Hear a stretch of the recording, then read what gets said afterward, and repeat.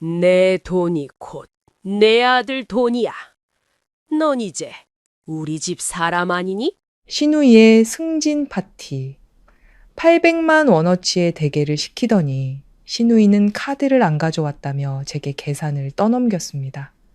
하지만 그들은 몰랐습니다. 제가 지난 3년간 그들의 모든 씀씀이를 1원 단위까지 기록해온 재무 전문가라는 사실을요. 그리고 그 800만 원짜리 영수증은 탐욕스러운 그들의 제국을 무너뜨릴 첫 번째 도미노가 될 것이었습니다. 이 막장 시댁을 향한 통쾌한 복수극의 결말이 궁금하시다면 지금 바로 황혼의 이야기 채널 구독과 좋아요를 눌러주세요. 저는 그날 저녁을 아직도 똑똑히 기억합니다. 단 한 번의 저녁 식사 때문에 제 3년간의 결혼 생활에 균열이 가기 시작했던 그날 밤을요, 돈 때문이 아니었습니다. 돈이라는 것이 나타났을 때 사람들이 서로를 어떻게 대하는지에 대한 문제였습니다. 그날 오후 제가 회의실에 앉아 빽빽한 숫자로 가득 찬 스크린을 보고 있을 때 주머니 속 휴대폰이 쉴 새 없이 울렸습니다. 힐끗 보니 시어머니의 이름이 떠 있었고 마음이 쿵 내려앉았습니다.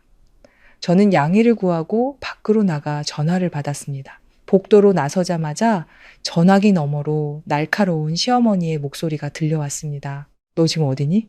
아직 도착 안 했어? 온 가족이 너 하나만 기다리고 있잖아. 시계를 보니 약속 시간까지는 아직 20분이나 남아 있었습니다. 저는 심호흡을 하며 애써 차분한 목소리를 유지했습니다. 어머니, 지금 주차장이에요. 금방 올라갈게요. 사실 그때 저는 아직 회사였습니다. 하지만 사실대로 말했다간 어머니가 절대 받아들이지 않으실 거라는 걸 알았죠. 시어머니의 눈에 제 일은 며느리의 도리를 다하는 것보다 중요한 적이 단 한 번도 없었으니까요. 전화를 끊고 서둘러 자료를 챙겨 레스토랑으로 차를 몰았습니다. 그곳은 서울 강남 한복판에 위치한 고급 레스토랑으로 평범한 사람의 한 달 월급이 한 끼 식사값으로 나갈 수도 있는 곳이었습니다. 오늘은 신우 이미나가 승진한 것을 축하하는 자리였습니다. 차에서 내리자 대리석 바닥에 부딪히는 하이힐 소리가 당시 제 심장 박동처럼 선명하게 울렸습니다. 옷깃을 여미고 다시 한번 심호흡을 한 뒤 안으로 들어섰습니다. 엘리베이터 문이 열리자마자 과시욕으로 가득 찬 미나의 드높은 웃음소리가 들려왔습니다. 에이, 이 정도 직급은 별거 아니에요. 연봉이야 1억 조금 넘는 정도? 대단한 것도 아니죠. 저도 모르게 미간을 찌푸렸습니다. 제 신우이 미나는 불과 작년까지만 해도 평범한 사원이었는데 1년 만에 3단계를 뛰어넘어 단숨에 부장 자리에 올랐습니다. 뭔가 이상하다고 느낀 적은 있었지만 한 번도 입 밖으로 내지는 않았습니다. 룸에 들어서자 이미 20명이 넘는 사람들이 자리를 꽉 채우고 있었습니다. 시댁 식구들 외에도 미나의 친구와 직장 동료들까지 와 있었습니다. 낯선 얼굴들, 저를 훑어보는 듯한 시선들. 형님 오셨어요? 미나가 환하게 웃으며 저를 돌아봤습니다. 오늘은 몸에 꽉 끼는 빨간색 원피스에 짙은 화장을 해서 전혀 다른 사람처럼 보였습니다. 저는 형님이 이 작은 파티 무시하고 안 오시는 줄 알았잖아요. 저는 가볍게 웃으며 최대한 예의를 차렸습니다. 그럴 리가. 축하해, 미나야. 미리 준비해온 선물을 건넸습니다. 아주 비싼 것은 아니었지만 제 진심이 담긴 화이트 골드 목걸이였습니다. 미나는 받자마자 쳐다보지도 않고 옆에 툭 내려놓았습니다. 고마워요. 그러고는 종업원을 불렀습니다. 사람 다 왔으니 음식 내주세요. 제가 자리에 앉기도 전에 시어머니가 제 팔을 거칠게 잡아 끌었습니다. 어머니의 손톱이 살을 파고들어 아팠습니다. 왜 이제야 와? 일찍 와서 좀 도울 생각은 안 하고 사무실에 앉아만 있을 줄 알지. 저는 조용히 팔을 뺐습니다. 오늘 중요한 회의가 있어서요. 하지만 제 말이 채 끝나기도 전에 어머니는 제 말은들을 가치도 없다는 듯 다른 손님에게로 몸을 돌렸습니다. 자리에 앉아 마음 한구석이 서늘해졌습니다. 곧이어 음식이 나오기 시작했습니다. 첫 번째, 대게 접시가 나왔을 때 테이블 전체가 술렁였습니다. 기름기가 자르르 흐르는 붉은 대게는 접시의 대부분을 차지할 만큼 거대했습니다. 저는 힐끗 보고는 깜짝 놀랐습니다. 한 테이블에 8마리, 그런데 테이블이 10개였으니 총 80마리의 대게였습니다. 저는 업무상 이런 곳에서 손님을 접대한 적이 있었습니다. 그래서 가격을 잘 알았죠. 게 한 마리가 거의 10만 원에 육박할 수 있다는 것을요. 저는 몸을 숙여 미나에게 작게 말했습니다. 미나야, 이렇게 많이 시키면 너무 비싸지 않니? 미나는 경멸이 가득한 눈빛으로 저를 쳐다봤습니다. 형님은 정말 좀스럽네요. 저 이제 부장이에요. 이런 식사는 앞으로도 많을 거예요. 그러고는 목소리를 높였습니다. 오늘 제가 다 쏘는 거니까 다들 마음껏 드세요. 옆에 앉아 계시던 시어머니가 즉시 말을 받았습니다. 거봐라, 내 동서 좀 봐.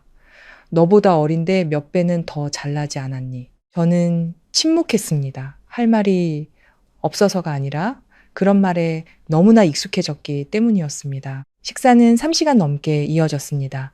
미나는 얼굴이 붉어질 때까지 술을 마시며 자신의 실적, 인맥, 그리고 앞으로 펼쳐질 화려한 미래에 대해 끊임없이 자랑했습니다. 저는 그저 조용히 식사를 하며 가끔 고개를 끄덕였지만 머릿속으로는 계산을 하고 있었습니다. 돈이 아까워서가 아니라 무언가 아주 잘못되었다는 느낌이 들었기 때문입니다. 사람들이 자리에서 일어날 무렵 미나가 손뼉을 치며 종업원에게 계산을 요청했습니다. 방. 아니 순간 조용해졌습니다. 정장을 입은 지배인이 들어와 미소를 지으며 계산서를 내밀었습니다. 총 800만 원입니다. 우수리는 저희가 빼드렸습니다. 분위기가 얼어붙었습니다. 미나는 계산서를 들고 손을 떨었습니다. 네, 얼마라고요? 800만 원입니다. 대게값이 대부분입니다. 미나의 얼굴이 하얗게 질렸습니다. 그녀는 메뉴판을 뒤적이며 입술을 떨기 시작했습니다. 그러다 갑자기 저를 보며 어색한 미소를 지었습니다. 언니, 제가 지갑을 깜빡하고 안 가져왔나 봐요. 언니가 먼저 좀 내주실래요? 내일 바로 보내드릴게요.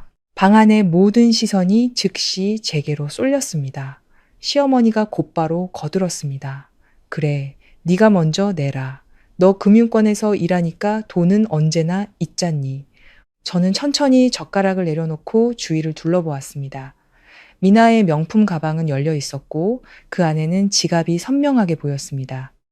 시어머니의 손목에 있는 시계는 제가 예전에 선물해드린 것이었고 남편 민준이는 휴대폰만 내려다보며 아무것도 못 들은 척하고 있었습니다. 제가 일어서며 말했습니다. 요즘은 휴대폰으로도 다 결제되는데 방안이 싸늘해졌습니다. 저는 핸드백을 집어들었습니다. 미나가 쏜다고 했으니 해결할 방법이 있겠죠. 전 일이 있어서 먼저 가보겠습니다. 시어머니가 제 가방을 확 낚아챘습니다. 너 지금 이게 무슨 뜻이야? 한 가족끼리 그렇게 계산적으로 굴 거니? 저는 어머니를 똑바로 쳐다보며 차분하지만 또박또박 말했습니다. 800만 원은 작은 돈이 아니에요. 그리고 제 돈도 하늘에서 떨어진 게 아니고요. 그러고는 미나를 향해 말했습니다. 승진 축하해. 영수증 꼭 챙겨. 회사에서 처리해 줄지도 모르잖아. 말을 마치고 저는 뒤돌아 걸어 나갔습니다. 등 뒤로 시어머니의 고함 소리, 그릇 부딪히는 소리, 사람들의 수군거리는 소리가 뒤섞여 들려왔습니다. 하지만 저는 돌아보지 않았습니다. 3년 만에 처음으로 저는 시댁의 식사 자리에서 고개 숙이지 않고 빠져나왔습니다. 차에 앉아 안전벨트를 매자 손이 아직도 떨리고 있었습니다. 휴대폰이 바로 울리기 시작했습니다. 민준이의 이름이 계속해서 깜빡였습니다. 전화를 받았습니다. 당신 미쳤어? 어떻게 엄마랑 내 동생한테 그런 망신을 줄 수가 있어? 남편의 목소리는 분노로 가득 차 있었습니다. 저는 정면을 응시하며 차갑게 말했습니다. 하나만 물을게요. 당신 동생이 800만 원어치 밥을 시켜놓고 나한테 내라고 하는 게 당신은 합리적이라고 생각해요? 그는 몇 초간 침묵하더니 작게 말했습니다. 나 요즘 좀 힘들어. 저는 실소했습니다. 그럼 나는 안 힘든가요? 전화를 끊고 차를 출발시켰습니다. 백미러를 통해 레스토랑의 간판이 점점 멀어졌습니다. 저는 오늘의 일이 단지 시작에 불과하다는 것을 알았습니다. 하지만 이상하게도 마음은 조금 가벼워졌습니다. 마침내 제 자신에게 솔직해질 용기를 낸 것 같았습니다. 그날 밤 저는 시댁에 들어가지 않았습니다. 그리고 저는 그 파티 뒤에 저를 기다리고 있는 더 큰 비밀이 있다는 것을 전혀 알지 못했습니다. 그날 밤 저는 거의 잠을 이루지 못했습니다. 어린 시절 내내 살았던 친정의 익숙한 방이 유난히 낯설게 느껴졌습니다. 아마도 제 마음이 더 이상 철없던 그 시절의 소녀가 아니라 너무 많은 피로와 말 못할 사연들로 가득 차버렸기 때문일 겁니다. 저는 옆으로 누워 커튼 틈으로 새어 들어오는 가로등 불빛을 바라보았습니다. 길게 뻗은 빗줄기가 마치 제 생각 속의 상처들처럼 보였습니다. 옆에 둔 휴대폰은 끊임없이 진동했습니다. 민준이었다가 시어머니였다가 미나일 때도 있었습니다. 하지만 저는 전화를 받지 않았습니다. 해명하고 싶지 않아서가 아니라 그들이 듣고 싶어 하지 않을 거라는 걸 알았기 때문입니다. 새벽 3시가 다 되어서야 겨우 눈을 붙였지만 깊이 잠들기도 전에 휴대폰이 다시 밝아졌습니다. 미나에게서 온 메시지였습니다. 형님, 그렇게까지 할 필요 있었어요? 고작 몇백만 원 가지고 일을 이렇게 크게 만들다니. 저는 그 글자를 오랫동안 쳐다보았습니다. 몇백만 원. 미나에게는 그저 무심코 뱉은 말일지 모릅니다. 하지만 저에게는 오랜 시간 모아온 돈이었습니다. 보고서를 쓰며 밤을 새운 날들이었고 저 자신을 위해 사고 싶었던 물건을 애써 외면했던 순간들이었습니다.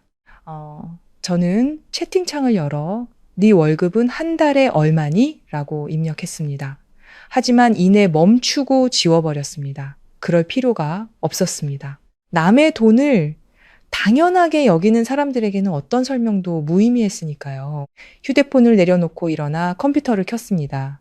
지난 3년간의 제 습관은 가족의 모든 지출을 기록하는 것이었습니다. 숫자 하나, 항목 하나, 단 1원도 빠짐없이 말이죠. 화면이 밝아지며 통계표가 나타났습니다. 저는 스크롤을 내렸습니다. 1월 시댁 생활비 지원 200만 원, 2월 시어머니 병원비 350만 원, 3월 미나 여행 경비 지원 100만 원. 숫자들이 3년 내내 이어졌습니다. 저는 스크롤을 멈췄습니다. 총액은 2억 원이 넘었습니다. 저는 말없이 앉아 있었습니다. 3년 동안 저는 한 번도 생색내거나 요구한 적이 없었습니다. 그런데 오늘 제가 시키지도 않은 밥값을 내지 않았다는 이유만으로 구두쇠 취급을 받았습니다. 씁쓸한 감정이 밀려왔지만 이번에는 그것이 눈물이 되게 두지 않았습니다. 저는 컴퓨터를 닫았습니다. 마음속에서 분명한 변화가 일어나기 시작했습니다. 더 이상은 인내가 아니라 깨달음이었습니다. 다음 날 아침 저는 평소처럼 회사에 출근했습니다. 사적인 일로 업무에 영향을 주고 싶지 않았습니다. 일은 제가 유일하게 제 손으로 확실히 붙잡을 수 있는 것이었으니까요. 하지만 엘리베이터에 타자마자 휴대폰이 계속해서 진동했습니다. 시댁 가족 카톡방이었습니다. 100개가 넘는 메시지가 와 있었습니다. 열어보니 첫 메시지는 새벽에 미나가 보낸 것이었습니다. 어젯밤 일은 정말 죄송해요. 이런 일이 생길 줄은 몰랐어요. 특히 형님이 중간에 나가버려서 온 가족이 망신을 당할 거라고는 생각도 못했고요. 거기까지 익자손에 힘이 들어갔습니다. 사과가 아니라 책임을 전가하는 말이었습니다. 그 뒤로는 친척들의 메시지가 줄을 이었습니다.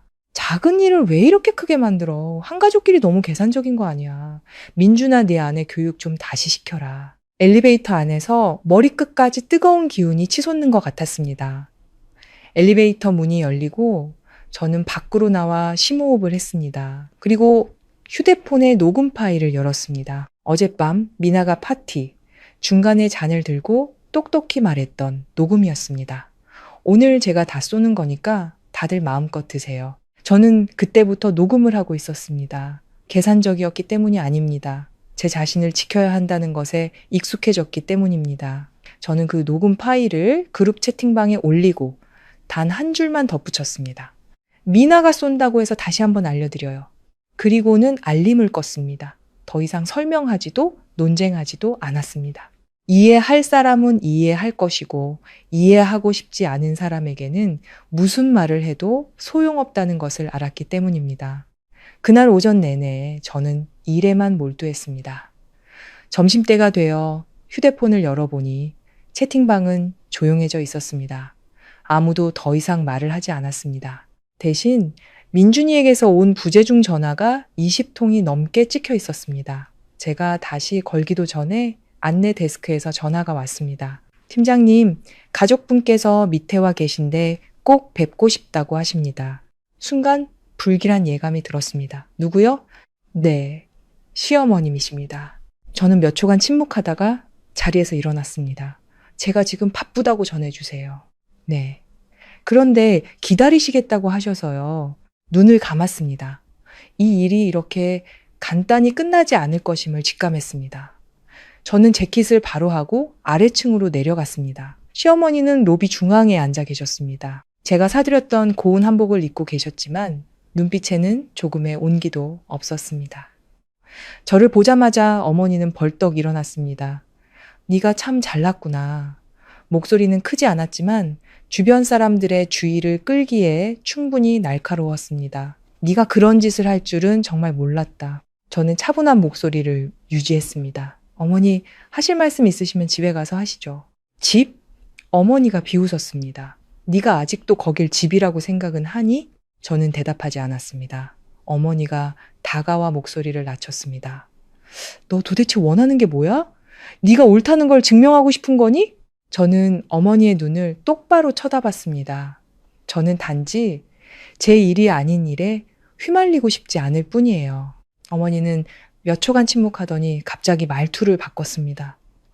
더 부드러워졌지만 오히려 등골이 서늘해지는 목소리였습니다. 듣자 하니 네 친정 땅이 곧 재개발된다면서? 저는 멈칫했습니다. 시댁 식구 누구에게도 그 이야기를 한 적이 없었습니다. 어머니, 그 소식은 어디서 들으셨어요? 네가 알 것 없다. 어머니가 제 손을 잡았습니다. 보상금이 나오면 그건 시댁 돈인 거야. 알겠니? 저는 손을 뿌리쳤습니다. 이번에는 평정심을 유지할 수 없었습니다. 왜 그게 시댁 돈이에요?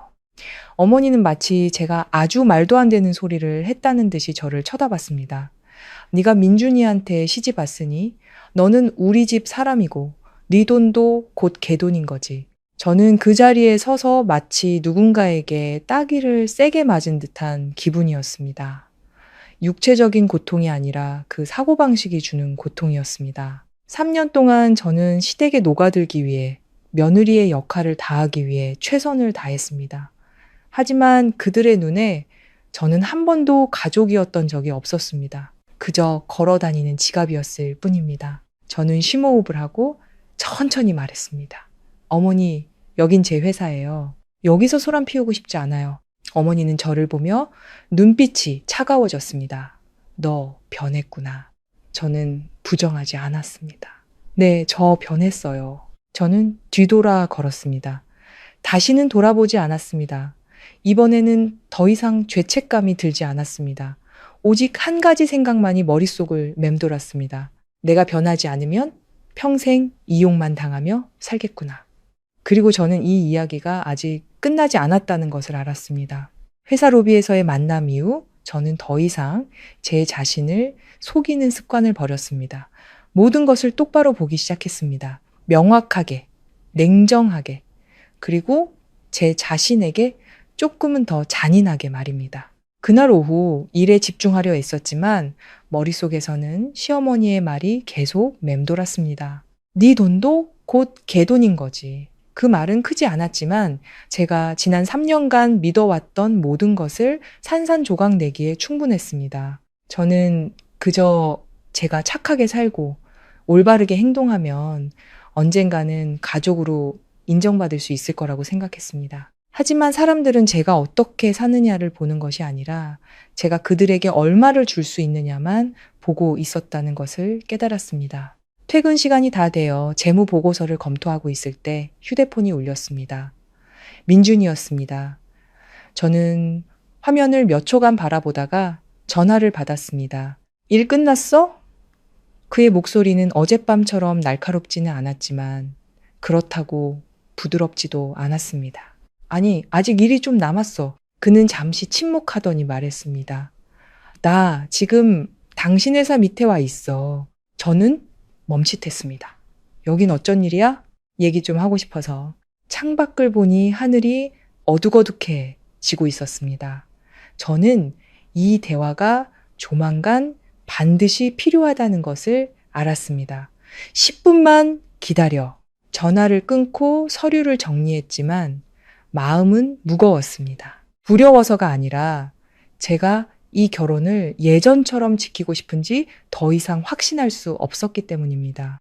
제가 내려갔을 때 민준이는 차 옆에 서 있었습니다.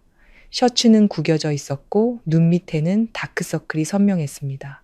그는 저를 보며 무언가 말하기 어려운 듯한 눈빛을 보냈습니다. 차에 타. 뭐라도 먹으면서 얘기하자. 저는 고개를 저었습니다. 배 안 고파. 할 말 있으면 여기서 해. 그는 한숨을 쉬며 차 문을 열었다가 다시 닫았습니다.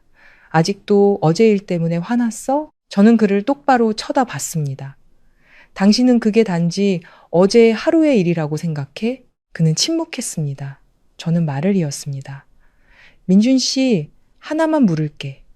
만약 어제 내가 그 800만 원을 냈다면 앞으로 그런 일이 또 몇 번이나 있었을까? 그가 미간을 찌푸렸습니다. 너무 과장하는 거 아니야. 미나가 그냥 실수한 거지. 저는 희미하게 웃었습니다. 실수? 수십 명 데리고 와서 대게 80마리를 시키고 계산할 때 되니 지갑을 잊어버리는 게 실수라고? 그는 아무 말도 하지 못했습니다. 저는 한 걸음 더 다가가 목소리를 낮췄지만 분명하게 말했습니다. 미나 가방에 지갑 있는 거 당신도 봤지? 그는 움찔하며 시선을 피했습니다. 이제 알겠습니다. 그는 알고 있었지만 모르는 척하기로 선택한 것입니다. 민준 씨, 당신은 몰랐던 게 아니야. 그냥 내 편에 서고 싶지 않았던 거지. 그가 다급하게 말했습니다. 아니야, 그런 거. 그럼 뭔데? 제가 말을 잘랐습니다. 당신 가족들이 즐겁도록 내가 계속 희생하길 바랐던 거잖아. 그는 침묵했습니다. 그 침묵은 어떤 말보다 더 무서웠습니다. 저는 몸을 돌려 차체에 가볍게 기댔습니다. 저녁 바람이 차갑게 불어왔습니다. 당신, 내가 3년 동안 당신 가족한테 얼마나 썼는지 알아? 그는 저를 쳐다볼 뿐 대답하지 않았습니다. 거의 2억이야. 나는 그게 책임이라고 생각해서 한 번도 생색낸 적 없어. 하지만 책임이라는 게 당연하게 여겨져도 된다는 뜻은 아니야. 제 목소리는 크지 않았지만 한 글자 한 글자가 분명했습니다. 돈이 아까운 게 아니야. 돈 내는 사람 취급받는 게 싫은 거야. 민준이는 손으로 머리를 헝클었습니다. 나도 알아. 하지만 당신도 나를 좀 이해해줘야지. 한쪽은 아내고 한쪽은 엄마랑 동생이잖아. 저는 그를 보았습니다. 눈빛은 이상하리만치 차분했습니다. 당신은 언제나 그들을 선택했어. 그가 움찔했습니다. 아니야, 나는 언제나 그들을 선택했어. 제가 반복했습니다. 단지 당신이 인정하고 싶지 않았을 뿐이야. 이번에는 그가 반박하지 못했습니다. 저는 긴 한숨을 내쉬었습니다. 민준 씨, 나 이제 지쳤어. 몸이 힘든 게 아니라 항상 참아야만 하는 사람으로 사는 게 지쳤다고. 그는 저를 보며 목소리를 낮췄습니다. 그럼 어떻게 하고 싶은데? 저는 몇 초간 침묵하다가 아주 천천히 말했습니다. 당분간 따로 살고 싶어. 그는 자기 귀를 의심하는 듯 했습니다. 그게 무슨 소리야? 별거 하자는 거야? 이혼하자는 건 아니야. 저는 그를 똑바로 쳐다보며 말했습니다. 단지 다시 생각해 볼 시간이 필요해. 그가 한 걸음 다가왔습니다. 일을 이렇게까지 크게 만들 필요는 없잖아. 내가 엄마랑 미나한테 얘기할게. 저는 고개를 저었습니다. 당신 그 말을 몇 번이나 했어? 그가 멈칫했습니다. 저는 감정 없는 목소리로 말을 이었습니다. 당신이 말한다고 해서 뭐가 달라졌어? 아무것도. 저와 그 둘 다 답을 알고 있었습니다.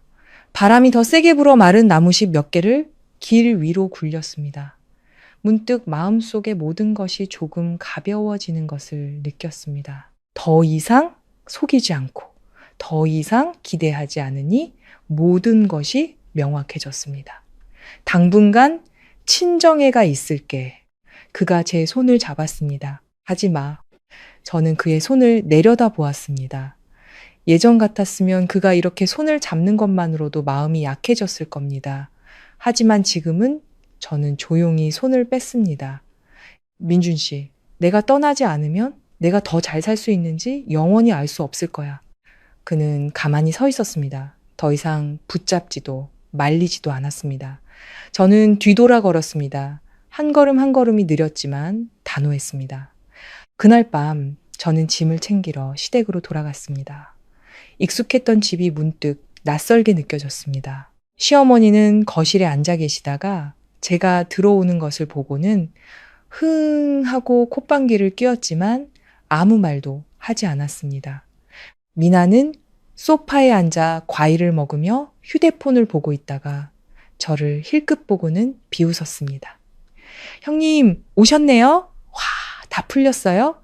저는 대답하지 않고 곧장 방으로 들어갔습니다. 옷장을 열고 짐을 싸기 시작했습니다. 옷, 서류, 몇 가지 개인 물품들.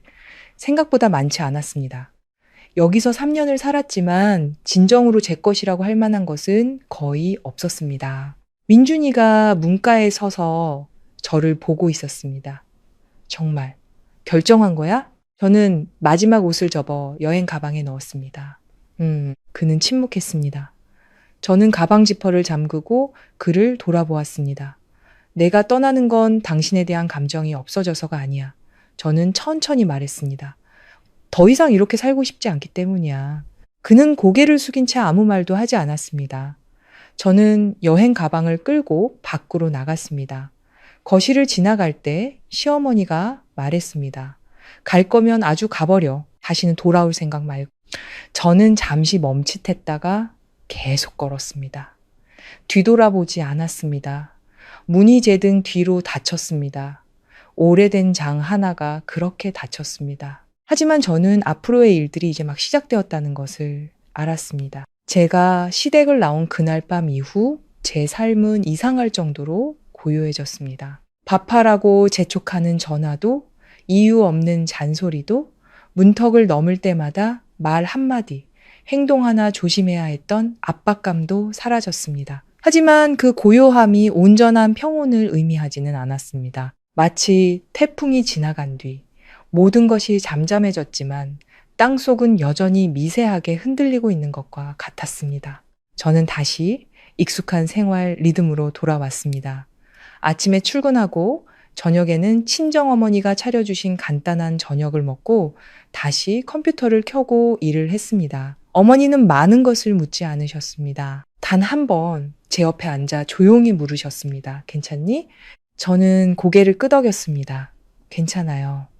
어머니는 더 이상 아무 말 없이 제 어깨를 가볍게 두드려 주셨습니다. 아주 가벼운 손길이었는데 하마터면 눈물이 터질 뻔했습니다. 어떤 것들은 많은 말이 필요 없었습니다.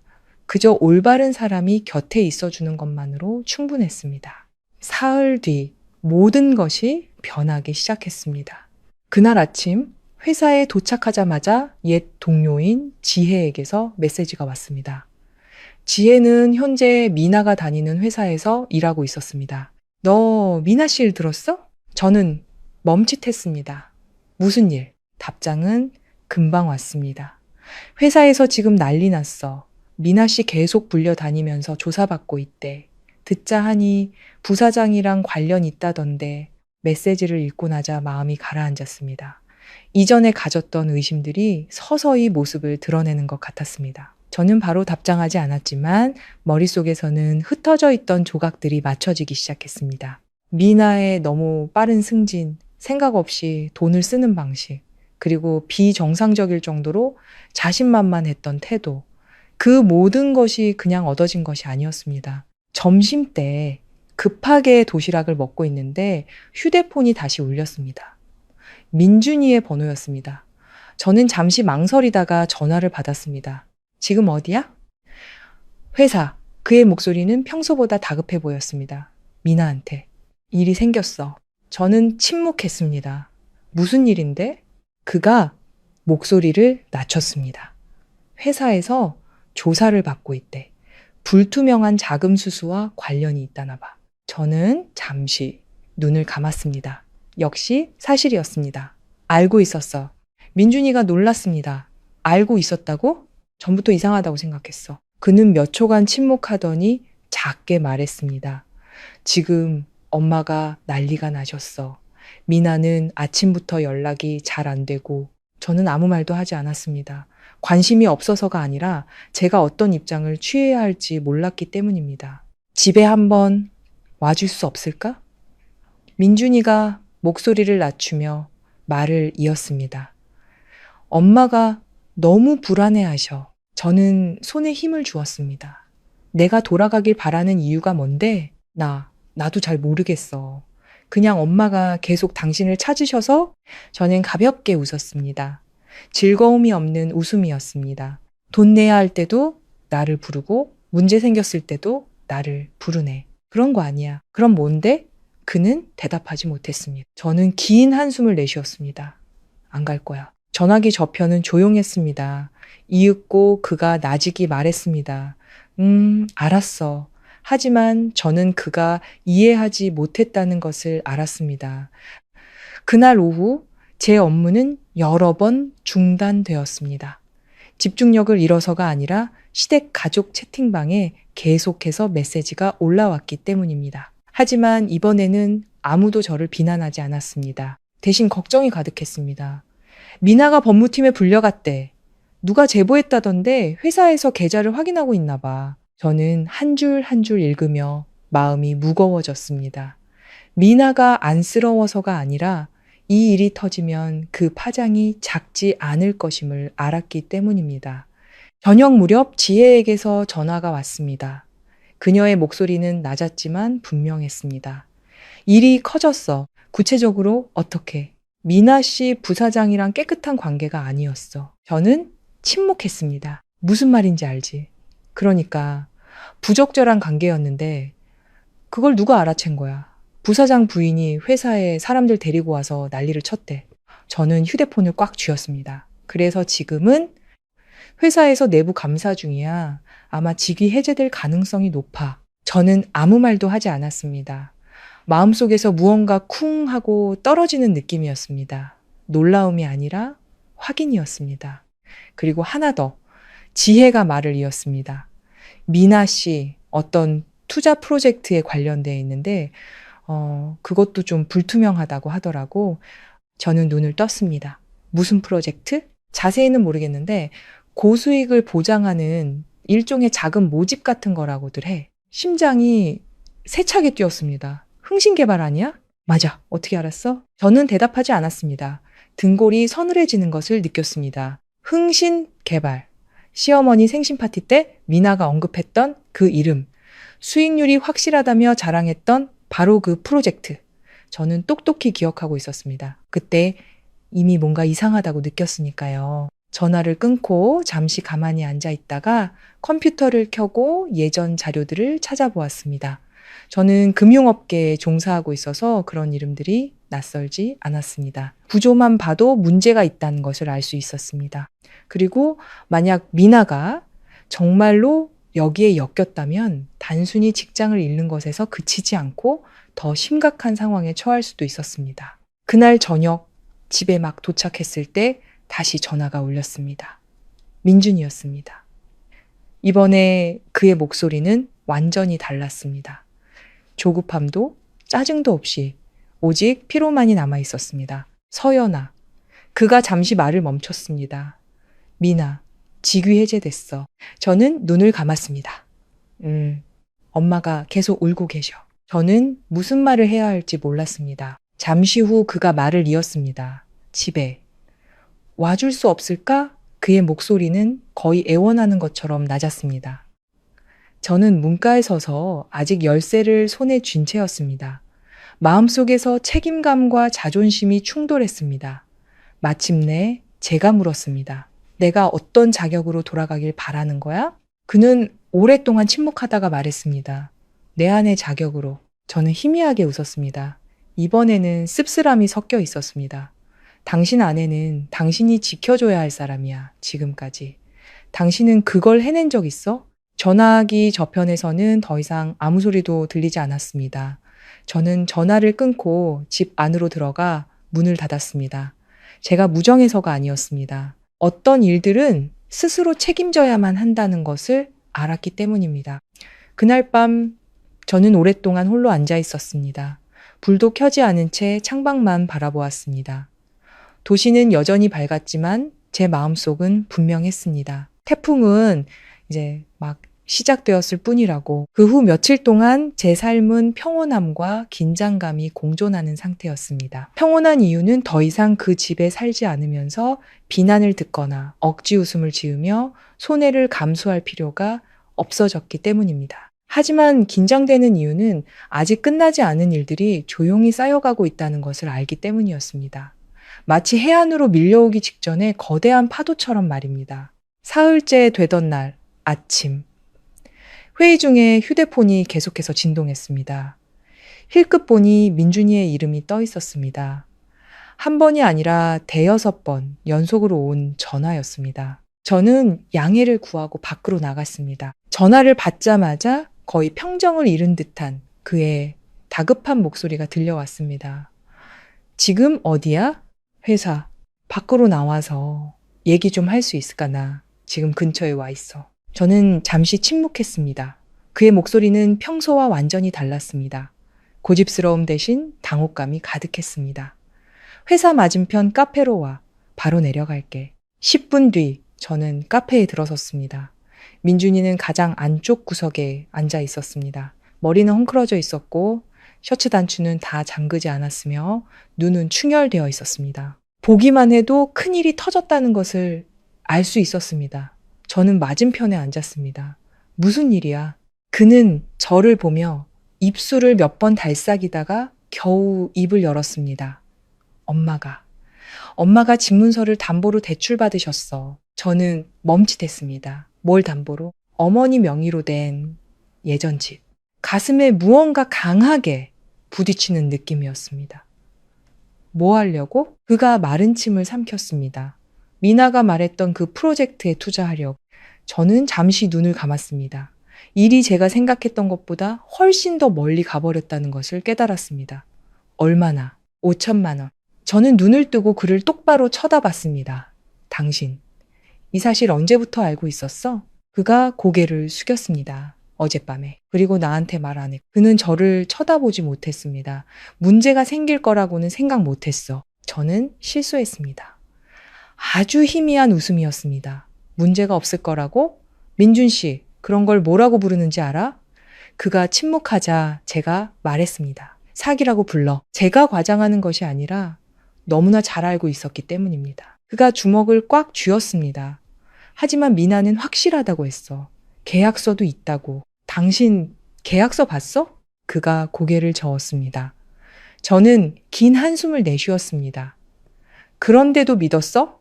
질책하는 것이 아니라 이해할 수 없었습니다. 성인이 어떻게 그런 고수익 무위험이라는 약속을 그렇게 쉽게 믿을 수 있는지 말입니다. 민준이가 손으로 얼굴을 감쌌습니다. 이제 어떻게 해야 하지? 저는 그를 보았습니다. 처음으로 그가 정말 무력해 보였습니다. 예전의 태평한 모습도 어떻게든 되겠지 하던 태도도 없이 오직 혼란만이 남아 있었습니다. 저는 천천히 물었습니다. 미나는 얼마 투자했는데? 그가 아주 작게 대답했습니다. 1억. 저는 주먹을 쥐었습니다. 1억. 적지 않은 돈이었습니다. 그 돈은 어디서 났는데? 그가 망설이다가 말했습니다. 일부는 대출받고 일부는 엄마가 주셨어. 저는 아무 말도 하지 않았습니다. 모든 것이 제가 우려했던 대로 흘러가고 있었습니다. 미나는 지금 어딨어? 집에. 직위 해제된 날부터 밖에 안 나가. 회사에서는 계속 조사 중이고 아마 해고될 거야. 저는 가볍게 고개를 끄덕였습니다. 모든 것이 동시에 무너지고 있었습니다. 한 가지가 아니라 여러 가지가 겹쳐서 말입니다. 저는 민준이를 보며 물었습니다.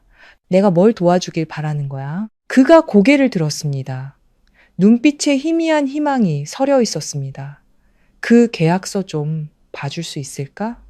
저는 고개를 끄덕였습니다. 보내봐. 그는 즉시 휴대폰을 꺼내 파일을 전송했습니다.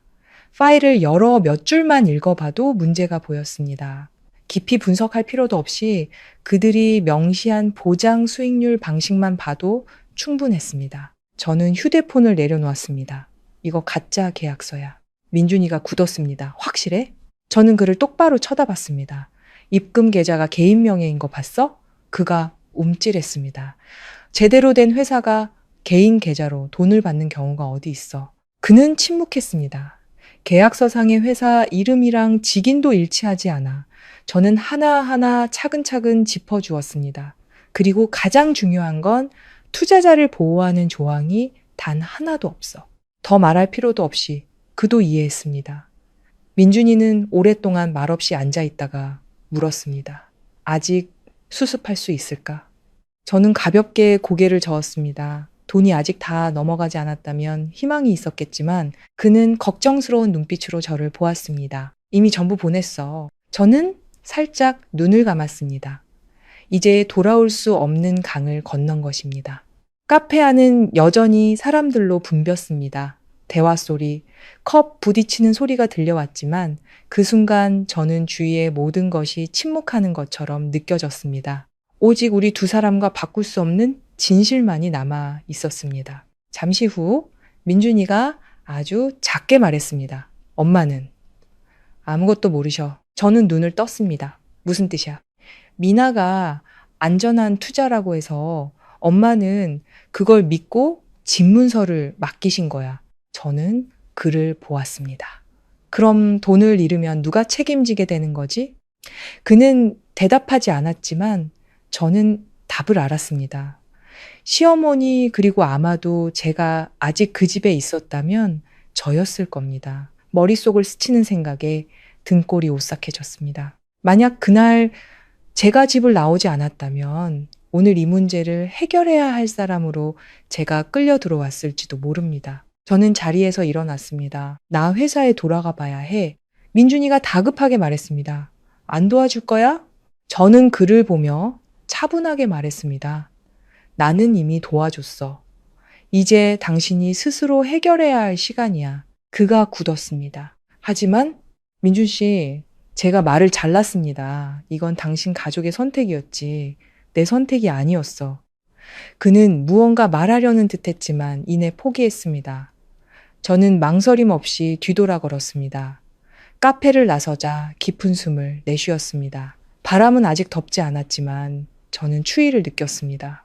두려워서가 아니라 모든 것이 너무나 명확하게 보였기 때문입니다. 어떤 실수는 그냥 일어나는 것이 아니었습니다. 그것은 작은 습관들, 남의 돈을 당연하게 여기는 태도, 실체 없는 것을 믿는 마음, 그리고 책임을 지지 않으려는 태도에서부터 시작되는 것이었습니다. 그날 오후 일을 하고 있는데 다시 휴대폰이 울렸습니다. 민준이에게서 온 메시지였습니다. 미나가 손실을 만회하려고 돈을 더 빌리려고 해. 메시지를 읽고 나니 피로가 몰려왔습니다. 사건 때문이 아니라 사람 때문에 지쳤습니다. 저는 단 한 줄로 답장했습니다. 그들이 당신까지 끌어내리게 두지 마. 그리고 화면을 껐습니다. 저는 진짜 태풍이 다가오고 있다는 것을 알았습니다. 그리고 이번에는 아무도 그 영향권 밖에서 안전할 수 없다는 것도요. 민준이와 확실하게 이야기한 후 모든 것이 잠시 멈출 거라고 생각했습니다. 적어도 각자 자신을 돌아볼 시간을 가질 거라고요. 하지만 저는 틀렸습니다. 어떤 가족들은 문제가 생겼을 때 멈춰서서 생각하는 대신 더욱 허둥대며 앞으로 돌진합니다. 마치 물에 빠진 사람이 잘못된 방식으로 허우적거리는 것처럼요. 그리고 바로 그 허우적거림이 모두를 더 깊은 곳으로 끌어내립니다. 그날 저녁 친정집에 막 도착해 옷도 갈아입기 전에 전화가 울렸습니다. 시어머니였습니다. 저는 화면을 몇 초간 바라보다가 전화를 받았습니다. 더 이상 피하고 싶지 않았습니다. 여보세요. 제 목소리는 차분했지만 전화기 저편은 완전히 반대였습니다. 너 지금 어디야? 어머니의 목소리는 다급하고 쉬어 있었습니다. 예전에 그 날카로움은 찾아볼 수 없었습니다. 친정에 있어요. 당장 돌아와. 그 두 단어는 명령처럼 들렸습니다. 저는 침묵했습니다. 어머니, 무슨 일 있으세요? 당장 오라고.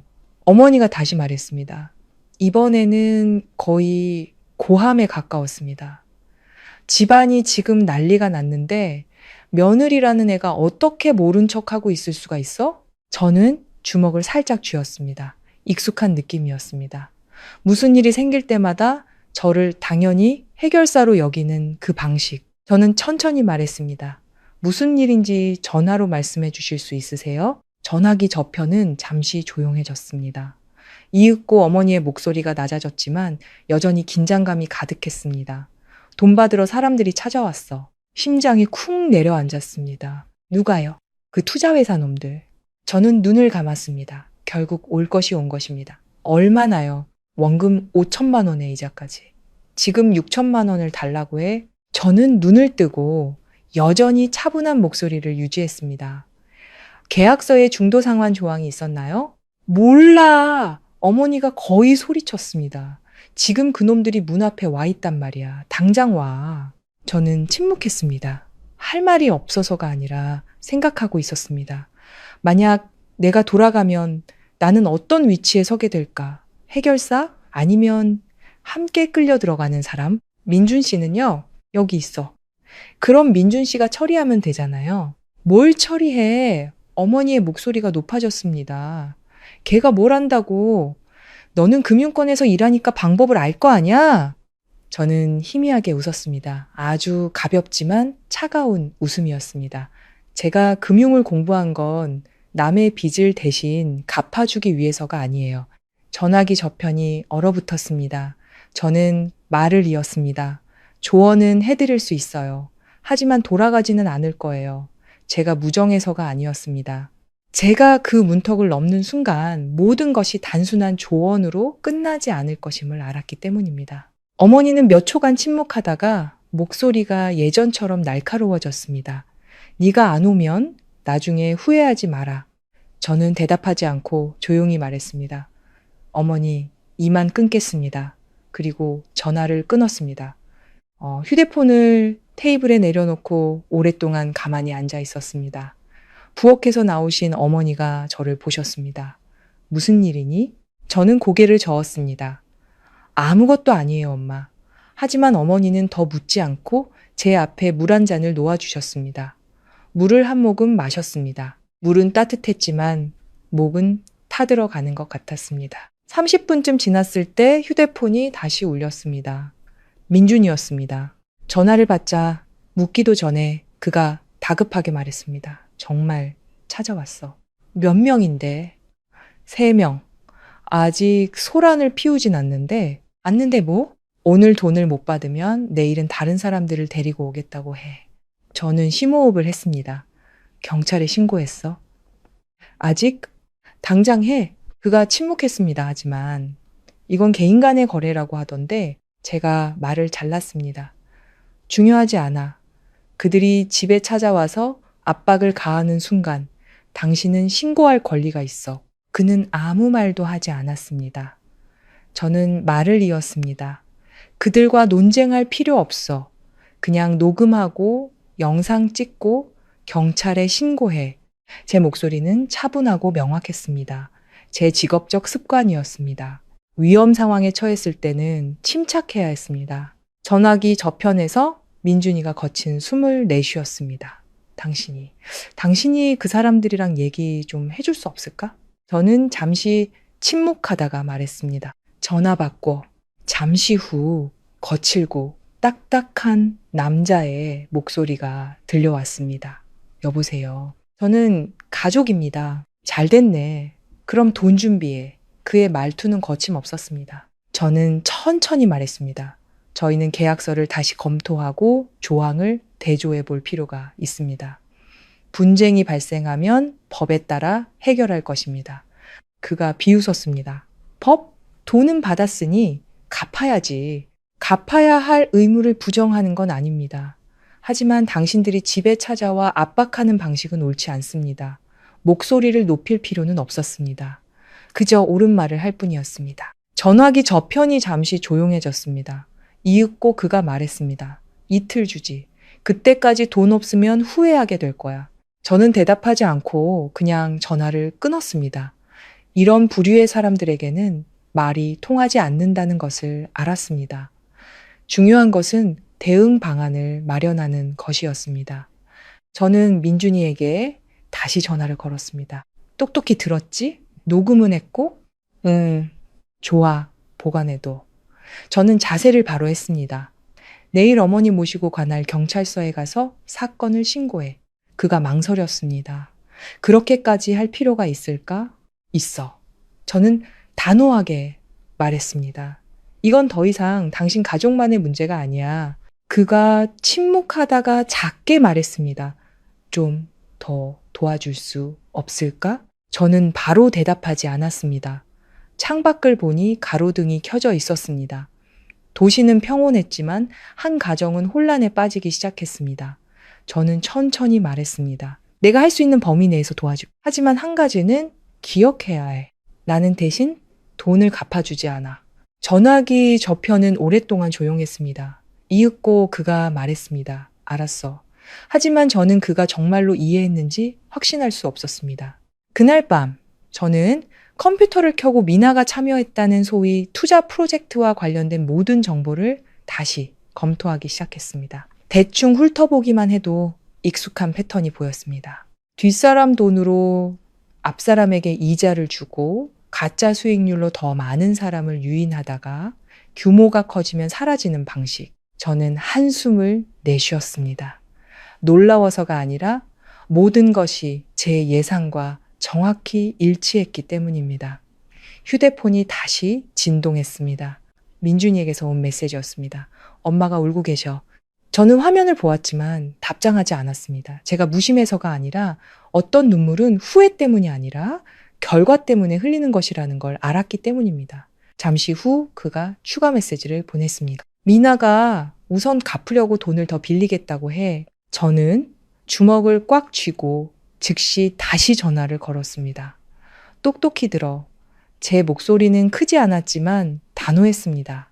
절대로 미나가 돈을 더 빌리게 해선 안 돼. 하지만 걔의 말로는 내 말 들어.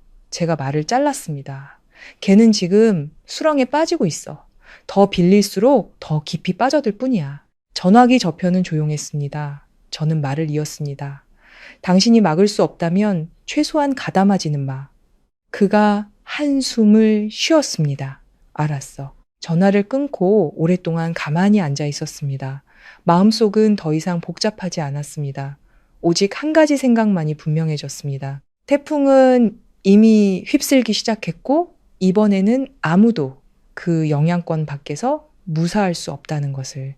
다음 날 아침 회사에 들어서자마자 모든 것이 예전 같지 않다는 느낌이 들었습니다. 업무가 바뀐 것이 아니라 오늘 무슨 일이 일어날 것임을 직감했기 때문입니다. 그리고 제 예상대로 10시도 되기 전에 휴대폰이 울렸습니다. 민준이었습니다. 저는 화면을 몇 초간 바라보다가 전화를 받았습니다. 그의 목소리는 밤새 잠을 못 잔 사람처럼 완전히 쉬어 있었습니다. 잠깐 밖으로 나올 수 있어? 저는 복도로 나갔습니다. 무슨 일인데? 나 지금 당신 회사 밑이야. 저는 미간을 찌푸렸습니다. 거긴 또 어쩐 일이야? 전화로는 말 못해. 저는 잠시 침묵하다가 대답했습니다. 5분만 기다려. 제가 내려갔을 때 그곳에는 민준이뿐만 아니라 시어머니도 함께 서 계셨습니다. 어머니는 한복을 입고 계셨지만 머리는 헝클어져 있었고 눈은 퉁퉁 부어 있었습니다. 온몸에서 평소에 그 날카로운 기세는 사라져 있었습니다. 한눈에 봐도 어젯밤이 평온하지 않았음을 알 수 있었습니다. 저는 그들과 적당한 거리를 두고 섰습니다. 무슨 일이에요? 민준이가 입을 열기도 전에 시어머니가 한 걸음 다가왔습니다. 나 따라 집으로 가자. 제안이 아니라 명령이었습니다. 저는 차분한 목소리를 유지했습니다. 저 지금 일하는 중이에요. 일은 무슨 놈의 집안이 이렇게 쑥대밭이 됐는데 넌 여기서 일 얘기가 나와? 저는 어머니를 똑바로 쳐다봤습니다. 집안이 쑥대밭이 된 게 누구 때문인데요. 분위기가 순간 얼어붙었습니다. 민준이가 깜짝 놀라며 말했습니다. 엄마 서연아 제발 조용히 얘기하자. 넌 조용히 해. 어머니는 아들에게 소리치고는 다시 저를 보았습니다. 갈 거야 안 갈 거야? 저는 바로 대답하지 않았습니다. 저는 어머니를 보았습니다. 처음으로 두렵거나 압박감을 느끼지 않았습니다. 모든 것이 명확하게 보일 뿐이었습니다. 제가 가서 뭘 하는데요? 어머니가 굳었습니다. 가족을 도와야지. 제가 왜 도와야 하는데요? 그 질문은 크지 않았지만 두 사람을 침묵시키기에 충분했습니다. 민준이는 제가 그런 질문을 하리라고는 믿지 못하는 표정이었습니다. 시어머니의 눈빛은 분노에서 냉담함으로 변했습니다. 넌 이 집 며느리니까? 저는 가볍게 고개를 끄덕였습니다. 맞아요. 하지만 이 일을 일으킨 사람은 제가 아니에요. 어머니가 비웃었습니다. 네가 일으키진 않았지만 네가 책임져야지. 저는 희미하게 한숨을 쉬었습니다. 왜요? 네가 한 가족이니까. 저는 어머니를 보며 여전히 평온한 목소리로 말했습니다. 제가 한 가족이었다면 일이 터지기 전에 존중받았어야죠. 지난 3년간 제가 그런 존중을 받은 적이 있었나요? 어머니는 침묵했습니다. 할 말이 없어서가 아니라 부정할 수 없었기 때문입니다. 저는 말을 이었습니다. 미나가 800만 원짜리 식사를 주문할 때 어머니는 제게 의견을 물으셨나요? 저한테 계산하라고 하실 때 제 입장을 생각해 주셨나요? 왜 결과가 터지고 나서야 저를 부르시는 건데요? 분위기가 무거워졌습니다. 로비를 지나가던 사람들이 주목하기 시작했습니다. 민준이가 제 팔을 살짝 잡아 끌었습니다. 그만해. 저는 그를 보았습니다. 내가 예전처럼 그냥 조용히 있길 바라는 거야? 그는 대답하지 않았습니다. 저는 다시 시어머니를 보았습니다. 저 안 가요. 어머니가 눈을 부릅떴습니다. 다시 한번 말해봐. 안 가요. 제 목소리는 여전히 차분했지만 이번에는 타협의 여지가 없었습니다. 어머니가 다가와 제 손목을 꽉 잡았습니다. 잊지 마라. 넌 아직 민준이 아내야. 저는 잡힌 손목을 내려다보고는 조용히 그 손을 풀어냈습니다. 제가 아내이기 때문에 더 이상 이렇게 살 수 없는 거예요. 어머니가 굳었습니다. 그게 무슨 소리야? 저는 어머니의 눈을 똑바로 쳐다봤습니다.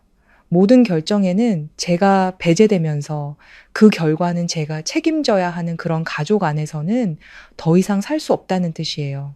민준이가 낮은 목소리로 말했습니다. 내가 변할게. 저는 그를 돌아보았습니다. 당신 그 말을 몇 번이나 했어.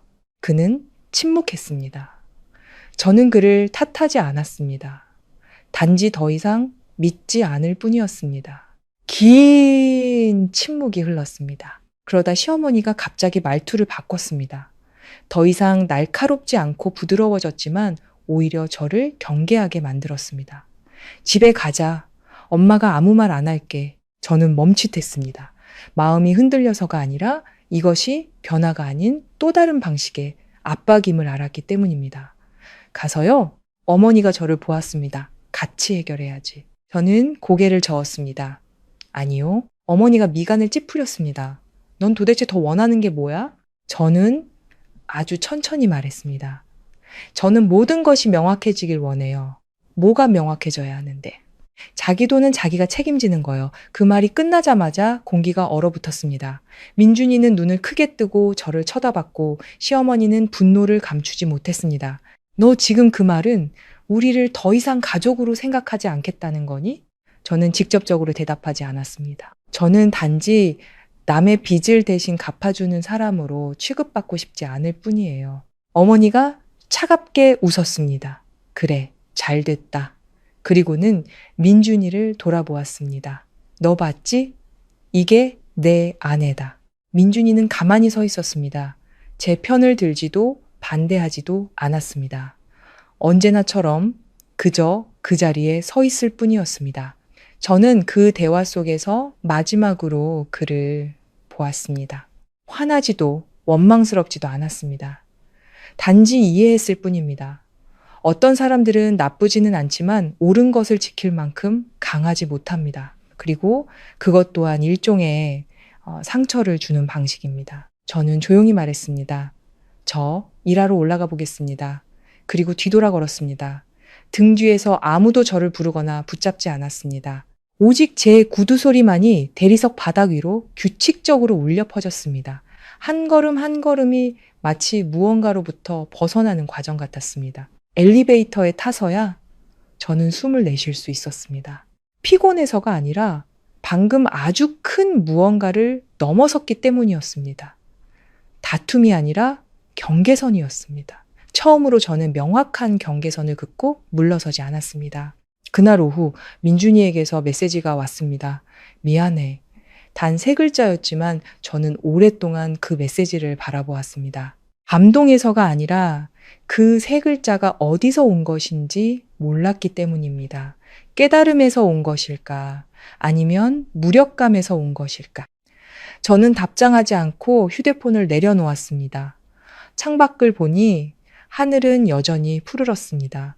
하지만 저는 그 가족 안의 태풍이 가장 강력한 단계에 접어들고 있다는 것을 알았습니다. 그리고 이번에는 아무도 아무 일 없는 척 할 수 없다는 것도요. 회사 로비 앞에서 대면한 그날 이후 모든 것이 한계에 다다랐다고 생각했습니다. 적어도 시댁 식구들이 어느 정도 현실을 깨닫거나 잠시 멈춰서서 생각이라도 할 줄 알았습니다. 하지만 저는 또 한 번 깨달았습니다. 어떤 사람들은 더 이상 물러설 곳이 없을 때에야 비로소 멈춘다는 것을요. 그날 저녁 막 식사를 마쳤을 때 휴대폰이 울렸습니다. 민준이가 아니라 낯선 번호였습니다. 저는 잠시 망설이다가 전화를 받았습니다. 여보세요. 전화기 저편에서는 차갑고 낮은 남자의 목소리가 들려왔습니다. 민준 씨 아내 되시죠? 저는 멈칫했습니다. 누구시죠? 민준 씨 가족의 투자건과 관련된 사람입니다. 저는 주먹을 살짝 쥐었습니다. 제게 무슨 일로 전화하셨죠? 5천만 원에 대해 이야기하고 싶어서요. 저는 잠시 침묵하다가 분명하게 말했습니다.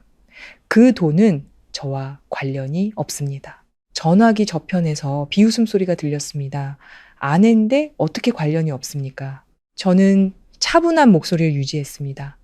저는 어떤 서류에도 서명한 적이 없고 거래에 참여하지도 않았습니다. 따라서 법적으로 저는 변제 의무가 없습니다. 짧은 침묵이 흘렀습니다. 이윽고 남자의 목소리가 더 낮아졌습니다. 말하는 걸 들어보니 법을 좀 아시는 것 같군요. 법을 알 필요는 없습니다. 그저 상식을 알면 될 뿐이죠. 제가 대답했습니다.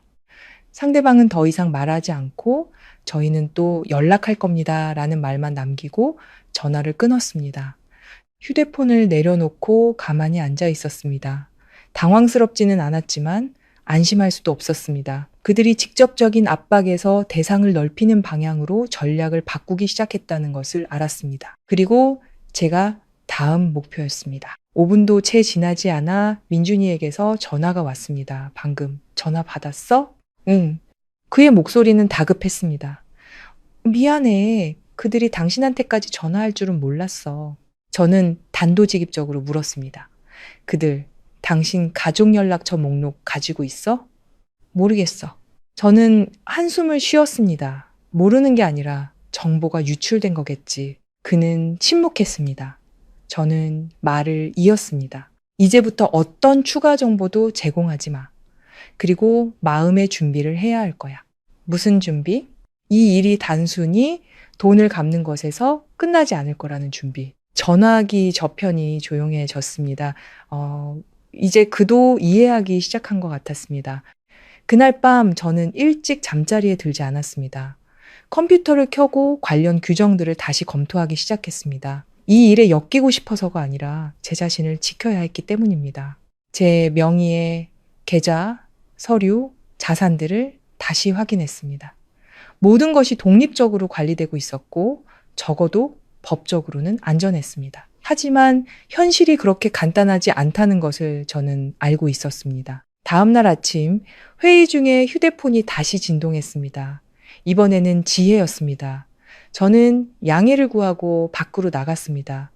무슨 일이야? 지혜의 목소리는 낮고 다급했습니다.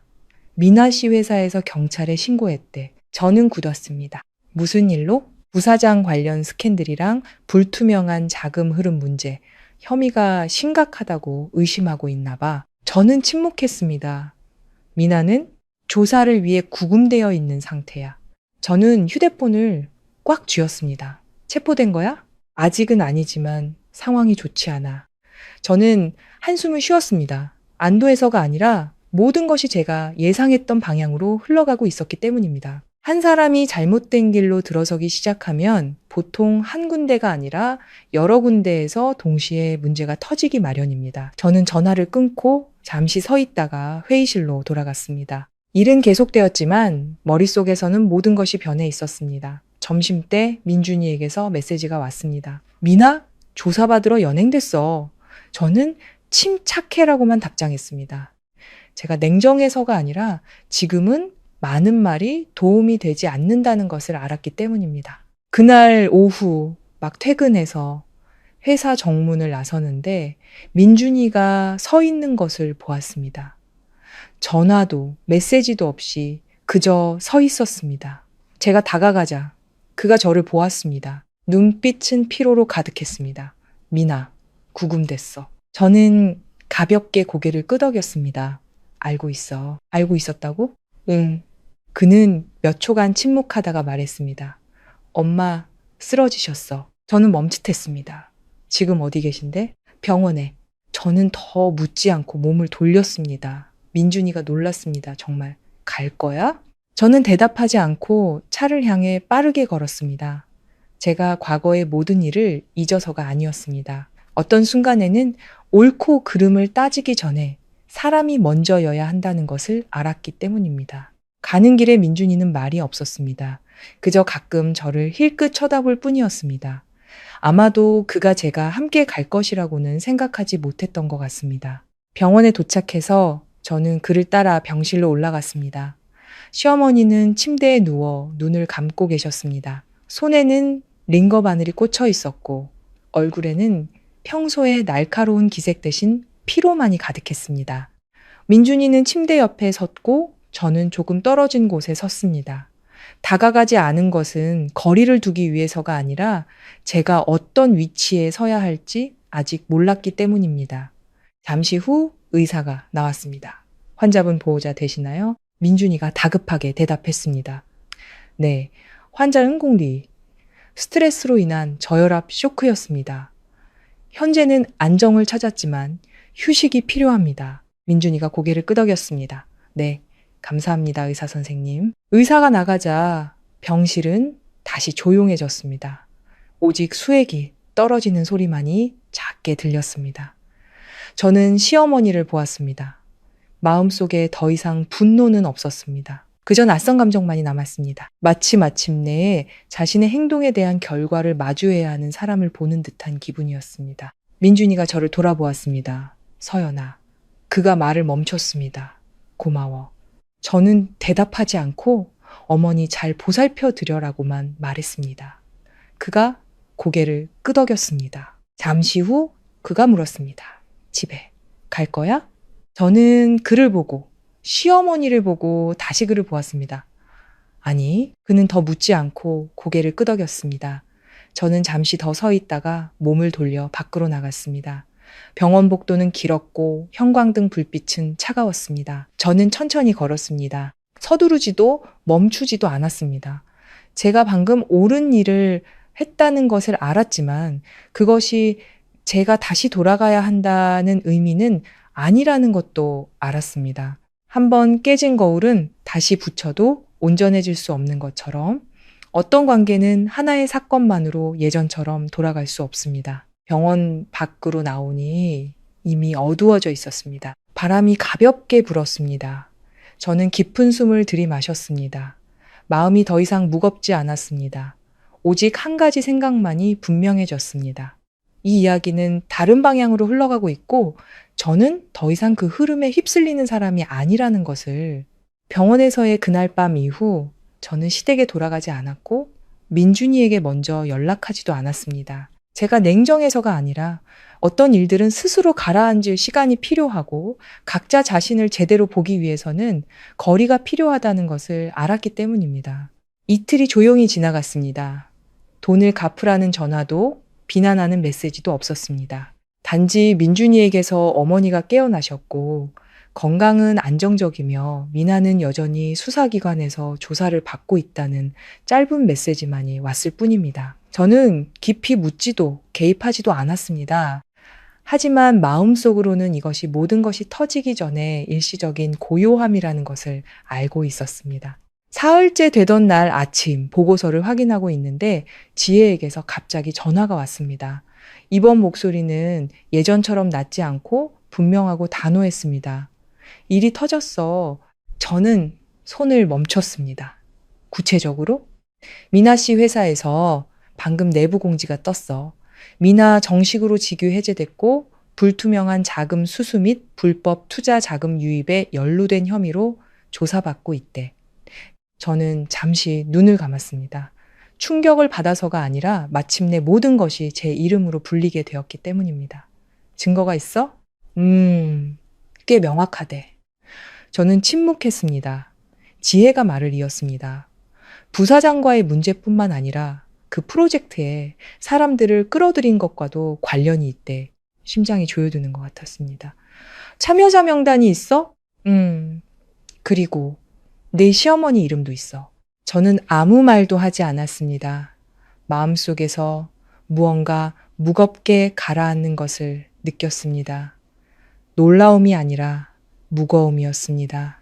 민준 씨는 아직 이름은 안 보이는데 자금 흐름에 관련이 있다면 장담할 수 없지. 저는 한숨을 쉬었습니다.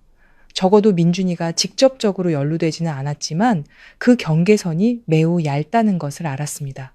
저는 전화를 끊고 오랫동안 가만히 앉아 있다가 민준이가 보낸 메시지를 다시 열었습니다.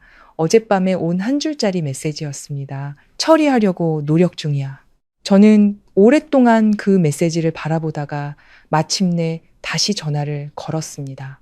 그는 거의 즉시 전화를 받았습니다. 서연아. 그의 목소리는 쉬어 있었습니다. 지금 어디야? 밖에서. 일 보고 있어. 미나는? 그는 잠시 침묵하다가 말했습니다. 구금됐어. 저는 주먹을 살짝 쥐었습니다. 정식으로? 아직 발표는 안 됐지만 거의 확실해. 저는 심호흡을 했습니다. 내 말 잘 들어. 제 목소리는 느리고 분명했습니다. 지금은 더 이상 숨길 때가 아니야. 그는 말이 없었습니다. 저는 말을 이었습니다. 당신은 투자금, 계약서, 관련자들까지 모든 전말을 정확히 알아야 해. 일부만 알고 있어. 그걸로는 부족해. 제가 말을 잘랐습니다. 전부 알아야 한다고. 그가 한숨을 쉬었습니다. 노력하고 있어. 저는 천천히 말했습니다. 그렇지 않으면 다음 차례는 당신이 될 거야. 전화기 저편은 오랫동안 조용했습니다. 이윽고 그가 물었습니다. 당신 생각에도. 내가 잘못한 것 같아? 저는 바로 대답하지 않았습니다. 창밖을 보다가 말했습니다. 당신은 몰라서 잘못한 게 아니야. 알려고 하지 않아서 잘못한 거지. 그 말은 무겁지 않았지만 그를 침묵시키기에 충분했습니다. 잠시 후 그가 아주 작게 말했습니다. 알겠어. 저는 더 이상 말하지 않고 전화를 끊었습니다. 할 말이 없어서가 아니라 해야 할 말은 이미 다 했기 때문입니다. 그날 오후 또 다른 낯선 번호로 메시지가 왔습니다. 저는 투자자 명단에 있는 사람입니다. 당신 가족이 관련되어 있습니다. 해결하지 않으면 모든 것을 공개하겠습니다. 저는 메시지를 읽고 답장하지 않았습니다. 그저 화면을 캡처해서 별도의 폴더에 저장했습니다. 저는 이 일이 이미 가족의 범위를 넘어섰다는 것을 알았습니다. 더 큰 소용돌이가 되었고 관련된 누구라도 휘말릴 수 있었습니다. 저녁에 민준이가 다시 전화를 걸었습니다. 그의 목소리는 더 이상 다급하지 않고 차분하게 가라앉아 있었습니다. 서연아, 전부 알게 됐어. 저는 침묵했습니다. 미나는. 단순히 투자만 한 게 아니었어. 그가 말을 멈췄습니다. 다른 사람들을 소개해주는 역할도 했어. 저는 눈을 감았습니다. 몇 명이나? 최소 10명. 저는 아무 말도 하지 않았습니다. 모든 것이 더 명확해지는 것을 느꼈습니다. 그 중에는 엄마도 있었고 저는 눈을 떴습니다. 놀랍지 않았습니다. 단지 확인일 뿐이었습니다. 민준이가 말을 이었습니다. 그리고 돈은 이제 없어. 저는 긴 한숨을 내쉬었습니다. 돈이 아까워서가 아니라 이제 돌이킬 수 없는 지점에 도달했기 때문입니다. 당신 이제 어떻게 할 생각이야? 당신에게 도움을 청하고 싶어. 저는 침묵했습니다. 그가 이 말을 한 것은 처음이 아니었지만 이번에는 달랐습니다. 강요가 아니라 간청이었습니다. 제가 물었습니다. 어떤 도움? 모든 서류를 검토하고 피해를 줄일 방법을 찾아주는 거. 저는 생각하다가 말했습니다. 검토는 해볼게. 그가 안도의 한숨을 쉬었습니다. 하지만 저는 말을 이었습니다. 하지만 한 가지는 알아둬야 해. 뭔데? 내가 돕는다고 해서 내가 돌아간다는 뜻은 아니야. 전화기 저편은 조용했습니다. 이윽고 대답이 들려왔습니다. 알아. 이번에는 믿을 수 있었습니다. 그의 말 때문이 아니라 그의 목소리에 더 이상 저항이나 회피가 없이 오직 수용만이 남아 있었기 때문입니다. 그날 밤 저는 계약서, 메시지, 거래 내역 등 모든 자료를 다시 열었습니다. 하나하나 꼼꼼히 살펴보았습니다. 모든 것을 구제하고 싶어서가 아니라 누가, 어디까지 잘못했는지, 그리고 남은 길은 무엇인지 명확히 파악하고 싶었기 때문입니다. 자정이 다 되어갈 무렵 저는 손을 멈췄습니다. 화면을 보니 한 가지 사실이 분명해졌습니다. 이것은 단순한 투자 실패가 아니라 조직적인 시스템이었습니다. 그리고 미나는 피해자가 아니라 그 시스템의 일부였습니다. 저는 가만히 앉아 있었습니다. 분노도 원망도 없이 모든 것이 너무나 명확하게 보일 뿐이었습니다. 사람은 잘못된 길로 한 걸음 들어선 후 멈추지 않으면 스스로를 더 먼 곳으로 끌고 간다는 것을, 그리고 어느 순간이 되면 더 이상 돌아올 길이 없어진다는 것을. 저는 컴퓨터를 끄고 의자에 등을 기댄 채 눈을 감았습니다. 머릿속에는 오직 한 가지 생각만이 남았습니다. 이 이야기는 더 이상 감출 수 없는 지점에 도달했고 이제부터는 모든 것이 드러나야만 한다고. 그날 밤 저는 거의 뜬 눈으로 세웠습니다.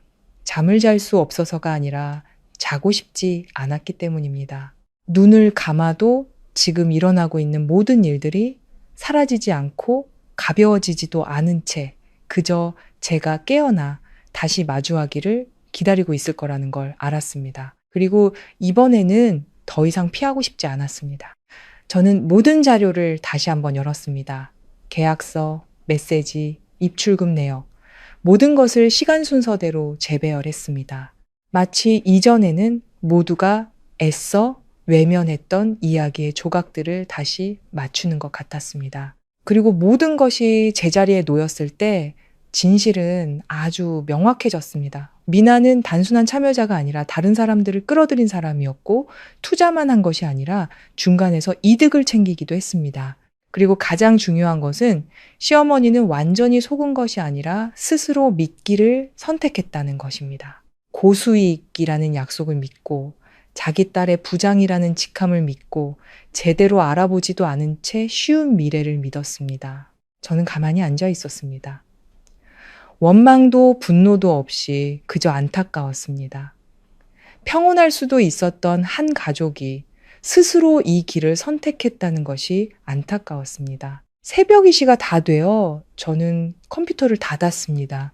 일이 끝나서가 아니라 결정을 내렸기 때문입니다. 다음 날 아침 저는 민준이에게 먼저 전화를 걸었습니다. 그는 아주 빨리 전화를 받았습니다. 서연아. 그의 목소리는 조심스러웠습니다. 지금 어디야? 집에. 오늘 저녁에 만나자. 그는 잠시 침묵하다가 대답했습니다. 더 묻지도 설명하지도 않고 단지 한마디뿐이었습니다. 하지만 저는 그가 이해했다는 것을 알았습니다. 그날 저녁 저는 조용하고 사람이 많지 않은 작은 카페를 골랐습니다. 부드러운 대화를 위해서가 아니라 명확한 대화를 위해서였습니다. 제가 도착했을 때 민준이는 이미 앉아 있었습니다. 그는 눈에 띄게 수척해져 있었고 눈은 푹 꺼져 있었습니다. 예전의 그 태평한 모습은 찾아볼 수 없었습니다. 저는 자리에 앉아 바로 본론으로 들어갔습니다. 자료 다 읽어봤어? 그가 고개를 끄덕였습니다.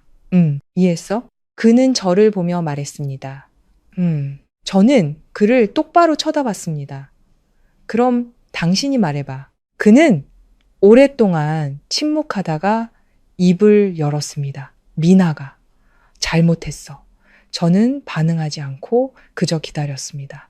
그리고 엄마도 잘못했고. 그의 목소리는 더 작아졌지만 이번에는 회피하지 않았습니다. 저는 가볍게 고개를 끄덕였습니다. 그럼 당신은? 그가 멈칫하더니 고개를 숙였습니다. 나도 잘못했어. 저는 한숨을 쉬었습니다. 안도해서가 아니라 마침내 그가 그 말을 할 수 있게 되었기 때문입니다. 어디서부터 잘못했는데? 그가 천천히 말했습니다. 문제가 있다는 걸 알았지만 막지 않았어. 당신이 힘들어하는 걸 봤지만 나서지 않았어. 모든 게 저절로 괜찮아질 거라고 생각하면서 그냥 침묵을 선택했어. 저는 그의 말을 끊지 않고 그저 들었습니다. 잠시 후 제가 말했습니다. 침묵도 하나의 선택이야. 그가 고개를 끄덕였습니다. 알아. 우리 사이의 공간은 아주 조용해졌습니다. 더 이상 논쟁도 긴장도 없이 오직 진실만이 남아 있었습니다. 저는 그를 보며 물었습니다. 이제 어떻게 하고 싶어? 그가 고개를 들었습니다. 눈빛에는 애원하는 듯한 기색이 서려 있었습니다. 다시 바로잡고 싶어. 저는 침묵했습니다. 미나 일, 엄마 일, 내가 다 처리할게. 더 이상 당신한테 짐 지우지 않을게. 제가 물었습니다. 할 수 있겠어? 그는 바로 대답하지 못하다가 말했습니다. 확신은 없지만 할 거야. 저는 오랫동안 그를 보았습니다. 시험하는 것이 아니라 확인하고 싶었습니다. 그리고 말했습니다. 나는 돌아가지 않아. 그가 굳었지만 예전처럼 강하게 반발하지 않았습니다. 그저 가볍게 고개를 끄덕일 뿐이었습니다. 알아. 저는 말을 이었습니다. 하지만 외면하지도 않을 거야. 그가 고개를 들었습니다. 법적인 부분, 재무적인 부분, 내가 아는 건 전부 도와줄게. 하지만 저는 잠시 말을 멈췄습니다. 대신 책임져주는 사람으로 돌아가지는 않아. 그가 고개를 끄덕였습니다. 알아. 이번에는 믿을 수 있었습니다. 그의 말 때문이 아니라 그가 더 이상 반박하거나 논쟁하지 않고 그저 받아들였기 때문입니다. 저는 휴대폰을 꺼내 파일을 열었습니다. 이게 내가 정리한 전부야. 그가 받아들었습니다. 해야 할 일은 3가지야. 첫째, 숨기지 말고 모든 걸 신고할 것. 둘째, 누가 서명했고 누가 돈을 받았는지 명확히 밝힐 것. 셋째, 추가 대출은 절대 중단할 것. 그가 고개를 끄덕였습니다. 그렇게 할게. 저는 그를 보며 말했습니다. 할게가 아니라 해야만 해. 그가 주먹을 꽉 쥐었습니다. 잠시 후 그가 물었습니다. 우리 사이는? 저는 침묵했습니다. 생각해보지 않아서가 아니라 너무 많이 생각했기 때문입니다. 저는 천천히 말했습니다. 예전처럼 돌아갈 수는 없어. 그가 고개를 숙였습니다. 알아. 하지만 그가 말을 멈췄습니다. 당신을 잃고 싶지 않아. 저는 그를 보았습니다.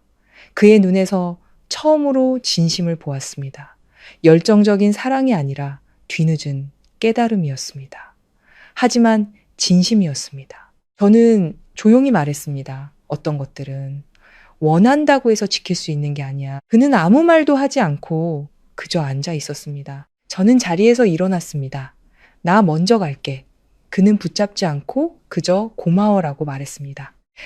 저는 가볍게 고개를 끄덕이고 걸어 나왔습니다. 밤바람이 가볍게 불었습니다. 춥지는 않았지만 정신이 번쩍 들게 하기에 충분했습니다. 저는 오늘 밤이 끝이 아니라 모호함에서 명확함으로, 회피에서 직면으로 넘어가는 전환점이라는 것을 알았습니다. 그리고 이제부터는 각자 자신의 길을 가야만 한다는 것도요. 그날 저녁 대화 이후 저는 민준이에게 다시 연락하지 않았습니다. 이번에는 피하는 것이 아니라 제가 직접 설정한 거리를 지키고 싶었기 때문입니다. 제가 너무 빨리 마음이 약해지면 방금 변하기 시작한 모든 것이 다시 예전으로 돌아갈 것임을 잘 알고 있었기 때문입니다. 그 후 며칠 동안 모든 것이 제가 생각했던 것보다 빠르게 진행되었습니다. 더 이상 모호한 메시지도 빙빙 돌리는 해명도 없이 명확한 통보들이 날아왔습니다. 마치 가려져 있던 장막이 완전히 걷히는 것처럼 한 단계 한 단계씩 말입니다. 그날 아침 막자리에 앉았을 때 민준이에게서 전화가 왔습니다. 전화를 받자 인사도 없이 그가 말했습니다. 목소리는 낮았지만 아주 분명했습니다. 나랑 엄마 경찰서에 가서 조서 쓰고 왔어. 저는 그가 보지 못한다는 것을 알면서도 가볍게 고개를 끄덕였습니다. 뭐라고 하던데? 모든 서류, 입출금 내역, 관련자 명단을 제출하라고 했어. 제가 대답했습니다. 정상적인 절차네. 그는 잠시 침묵하다가 말을 이었습니다. 미나, 조사를 위해 구속됐어. 저는 주먹을 살짝 쥐었습니다. 마음의 준비를 하고 있었지만 공식적으로 듣는 것은 느낌이 달랐습니다. 더 이상 추측이 아니라 현실이었습니다. 당신, 괜찮아? 제가 물었습니다. 제가 돌아가고 싶어서가 아니라 그저 한 인간으로서의 물음이었습니다. 전화기 저편에서 민준이가 긴 한숨을 내쉬었습니다. 어떻게 말해야 할지 모르겠어. 그냥 모든 게 한꺼번에 무너지는 기분이야. 저는 이해했습니다. 다른 사람에게 두었던 믿음이 갑자기 사라졌을 때 저도 그런 기분을 겪었으니까요. 해야 할 일들을 순서대로 해나가. 제가 천천히 말했습니다. 숨기지 말고 피하지 말고 절대로 혼자서 처리하려고 하지 마. 그가 대답했습니다. 이번 그의 목소리에는 망설임이 없었습니다. 아마도 그는 정말로 이해한 것 같았습니다. 통화는 짧게 끝났습니다. 더 이상 감정에 대한 질문도 붙잡으려는 말도 없이 오직 책임만이 남아 있었습니다. 그날 점심 지혜가 다시 메시지를 보냈습니다. 미나 씨 회사에서 공식 발표했어. 저는 메시지를 열었습니다. 해고 및 수사 협조. 한 글자 한 글자를 읽었습니다. 놀랍지는 않았지만 마음이 무거웠습니다. 파티 한가운데서 잔을 들고 화려한 미래를 이야기하던 사람이 불과 한 달도 안 되어 나락으로 떨어졌습니다. 누군가 해코지 해서가 아니라 스스로 잘못된 길로 들어섰기 때문입니다. 그날 오후 저는 평소보다 일찍 퇴근했습니다. 한가해서가 아니라 그냥 좀 걷고 싶었기 때문입니다. 목적 없이 그저 걷기만 했습니다. 도시는 여전히 붐볐고 지나가는 사람들 각자에게는 자신만의 이야기가 있었습니다. 단지 제때 멈추는 법을 아는 사람이 많지 않을 뿐이었습니다. 그날 밤 민준이가 메시지를 보냈습니다. 엄마가 당신을 보고 싶어 하셔. 저는 오랫동안 메시지를 바라보았습니다. 바로 답장하지 않았습니다. 화가 나서가 아니라 생각할 시간이 필요했기 때문입니다. 잠시 후 그가 다시 메시지를 보냈습니다. 책망하시려는 게 아니야. 그냥 이야기하고 싶어 하셔. 저는 휴대폰을 내려놓고 오랫동안 가만히 앉아 있다가 마침내 답장했습니다. 어디로? 집으로. 저는 그 글자를 보았습니다. 집. 예전에는 제가 속한 곳이라고 생각했던 단어. 하지만 지금은 낯설게 느껴졌습니다. 저는 다시 입력했습니다. 갈게. 제가 돌아가고 싶어서가 아니었습니다. 어떤 일들은 명확하게 매듭질 필요가 있었기 때문입니다. 제가 들어섰을 때 그 집은 예전과 같았지만 분위기는 완전히 달랐습니다. 더 이상 웃음소리도 소란스러움도 없이 오직 침묵만이 흘렀습니다. 시어머니는 소파에 앉아 계셨습니다. 저를 보았지만 일어나지 않고 그저 바라보기만 했습니다. 눈빛은 더 이상 날카롭지 않고 피로에 지쳐 있었습니다. 민준이는 옆에 서서 아무 말도 하지 않았습니다. 저는 안으로 들어가 앉았습니다. 아무도 먼저 입을 열지 않았습니다. 긴 침묵이 흐른 후 시어머니가 입을 열었습니다. 목소리는 예전보다 훨씬 낮아져 있었습니다. 왔구나. 저는 고개를 끄덕였습니다. 네. 어머니는 오랫동안 저를 바라보다가 말했습니다. 미안하다. 그 두 단어에 저는 멈칫했습니다. 제가 기다렸던 말이어서가 아니라 들을 수 있을 거라고 생각하지 못했기 때문입니다. 저는 바로 대답하지 않고 그저 어머니를 바라보았습니다. 어머니가 말을 이었습니다. 나는 네가 한 가족이니까 당연히 감당해야 한다고 생각했다. 하지만 너에게도 한계가 있다는 걸 생각하지 못했어. 어머니의 목소리는 크지 않았지만 한 글자 한 글자가 분명했습니다. 저는 가볍게 한숨을 쉬었습니다. 용서해서가 아니라 마침내 어머니가 현실을 보게 되었기 때문입니다. 어머니를 원망하지 않아요. 제가 말했습니다. 그리고 그건 진심이었습니다. 하지만 예전처럼 돌아갈 수는 없어요. 어머니가 고개를 끄덕였습니다. 반대하지도 강요하지도 않고 그저 고개를 끄덕일 뿐이었습니다. 내 인생을 살아라. 그 말은 간단했지만 제 마음을 조금 가볍게 해주었습니다. 민준이는 옆에 서서 아무 말도 하지 않고 그저 바라보기만 했습니다. 그의 눈빛은 예전과 달랐습니다. 더 이상 기대도 미련도 없이 오직 수용만이 남아 있었습니다. 잠시 후 저는 자리에서 일어났습니다. 저 가볼게요. 어머니는 붙잡지 않고 조심해서 가거라 라고만 말했습니다. 저는 고개를 끄덕이고 뒤돌아 문으로 걸어 나갔습니다. 이번에는 무거운 마음도 갈등도 없이 아주 가볍지만 분명한 끝맺음만이 있었습니다. 밖으로 나오자 깊은 숨을 들이마셨습니다. 밤바람이 불어왔습니다. 춥지는 않았지만 제가 아주 긴 길을 건너왔다는 것을 깨닫게 하기에 충분했습니다.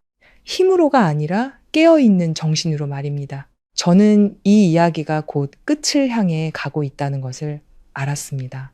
그리고 이번에는 아무도 더 이상 피해자 역할을 할 필요가 없다는 것도요. 그날 저녁 이후 모든 것은 제가 이전에 경험해보지 못한 상태로 접어들었습니다. 더 이상 긴장감도 빗발치는 전화도 오가는 말다툼도 없이 아주 현실적이고 명확한 침묵이 흘렀습니다. 마치 큰 비가 그친 뒤 땅은 아직 젖어 있지만 하늘은 맑아지기 시작하는 것처럼요. 저는 제 삶의 리듬으로 돌아왔습니다. 출근하고 퇴근해서 어머니와 저녁을 먹고 가끔 앉아서 소소한 이야기를 나누었습니다. 아무도 옛날 이야기를 꺼내지 않았습니다. 하지만 우리 둘 다 알고 있었습니다. 어떤 것들은 말하지 않아도 그 자리에 존재하지만 더 이상 마음을 무겁게 짓누르지는 않는다는 것을요.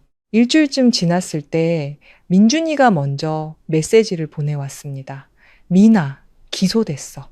저는 메시지를 읽고 잠시 손을 멈췄습니다. 놀랍지 않았습니다.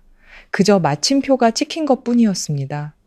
저는 더 묻지 않았지만 그가 이어서 메시지를 보냈습니다. 엄마, 땅 팔았어. 저는 그 글자를 보았습니다. 아주 낯선 감정이 밀려왔습니다. 아쉬움도 안타까움도 아닌 아주 명확한 깨달음이었습니다. 잘못된 결정의 대가는 결국 치러야만 한다라는 거. 저는 민준이에게 다시 전화를 걸었습니다. 그는 전화를 받았습니다. 목소리는 이전보다 훨씬 차분해져 있었습니다. 메시지 읽었어. 제가 말했습니다. 그가 짧게 대답했습니다. 설명도 푸념도 없었습니다. 제가 물었습니다.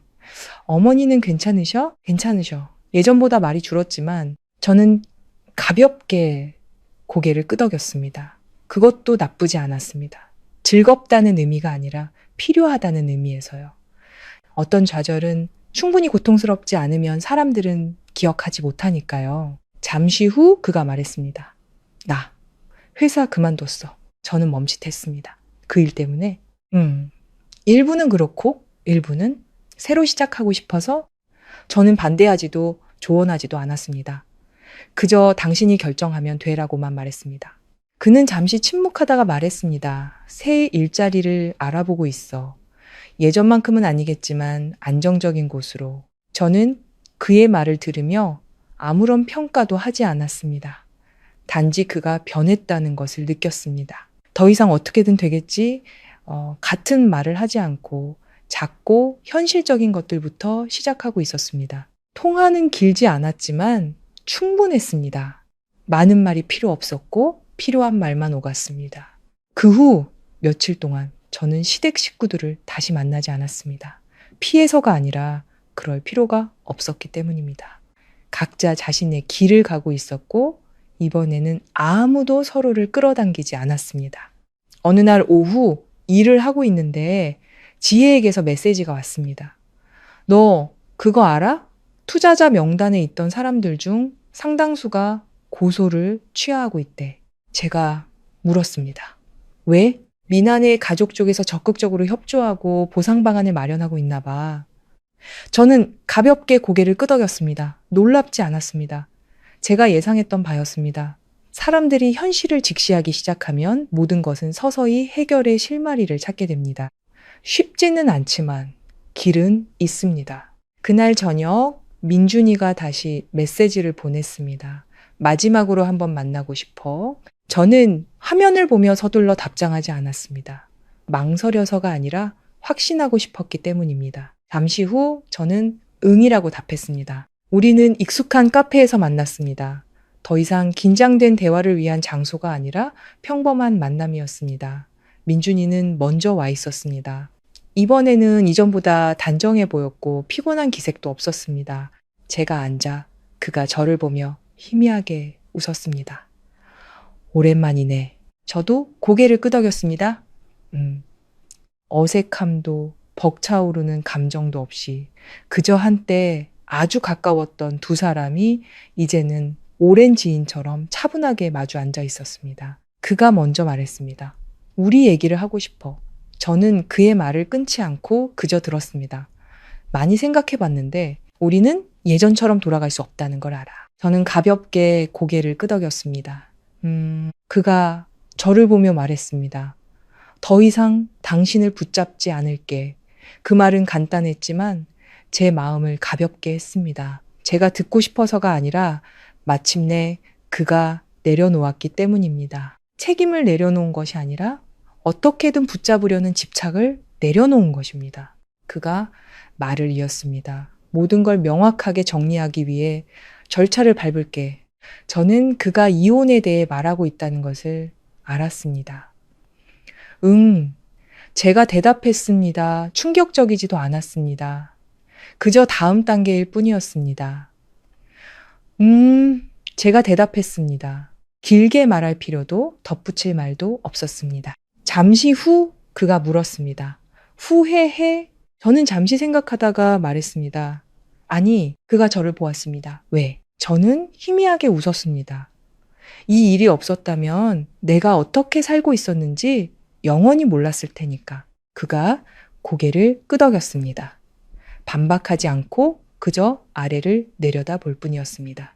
잠시 후 제가 말했습니다. 당신은? 그는 침묵하다가 대답했습니다. 나는 후회해. 저는 더 묻지 않았습니다. 그 대답만으로 충분하다는 것을 알았기 때문입니다. 저를 잃어서 후회하는 것이 아니라 처음부터 올바르게 행동하지 못했던 것을 후회하는 것이었습니다. 우리는 잠시 더 앉아 있었습니다. 많은 말을 하지 않았습니다. 그저 평온하게 모든 것을 마무리했습니다. 제가 일어섰을 때 그가 말했습니다. 고마워. 제가 돌아보았습니다. 뭐가? 그가 희미하게 웃었습니다.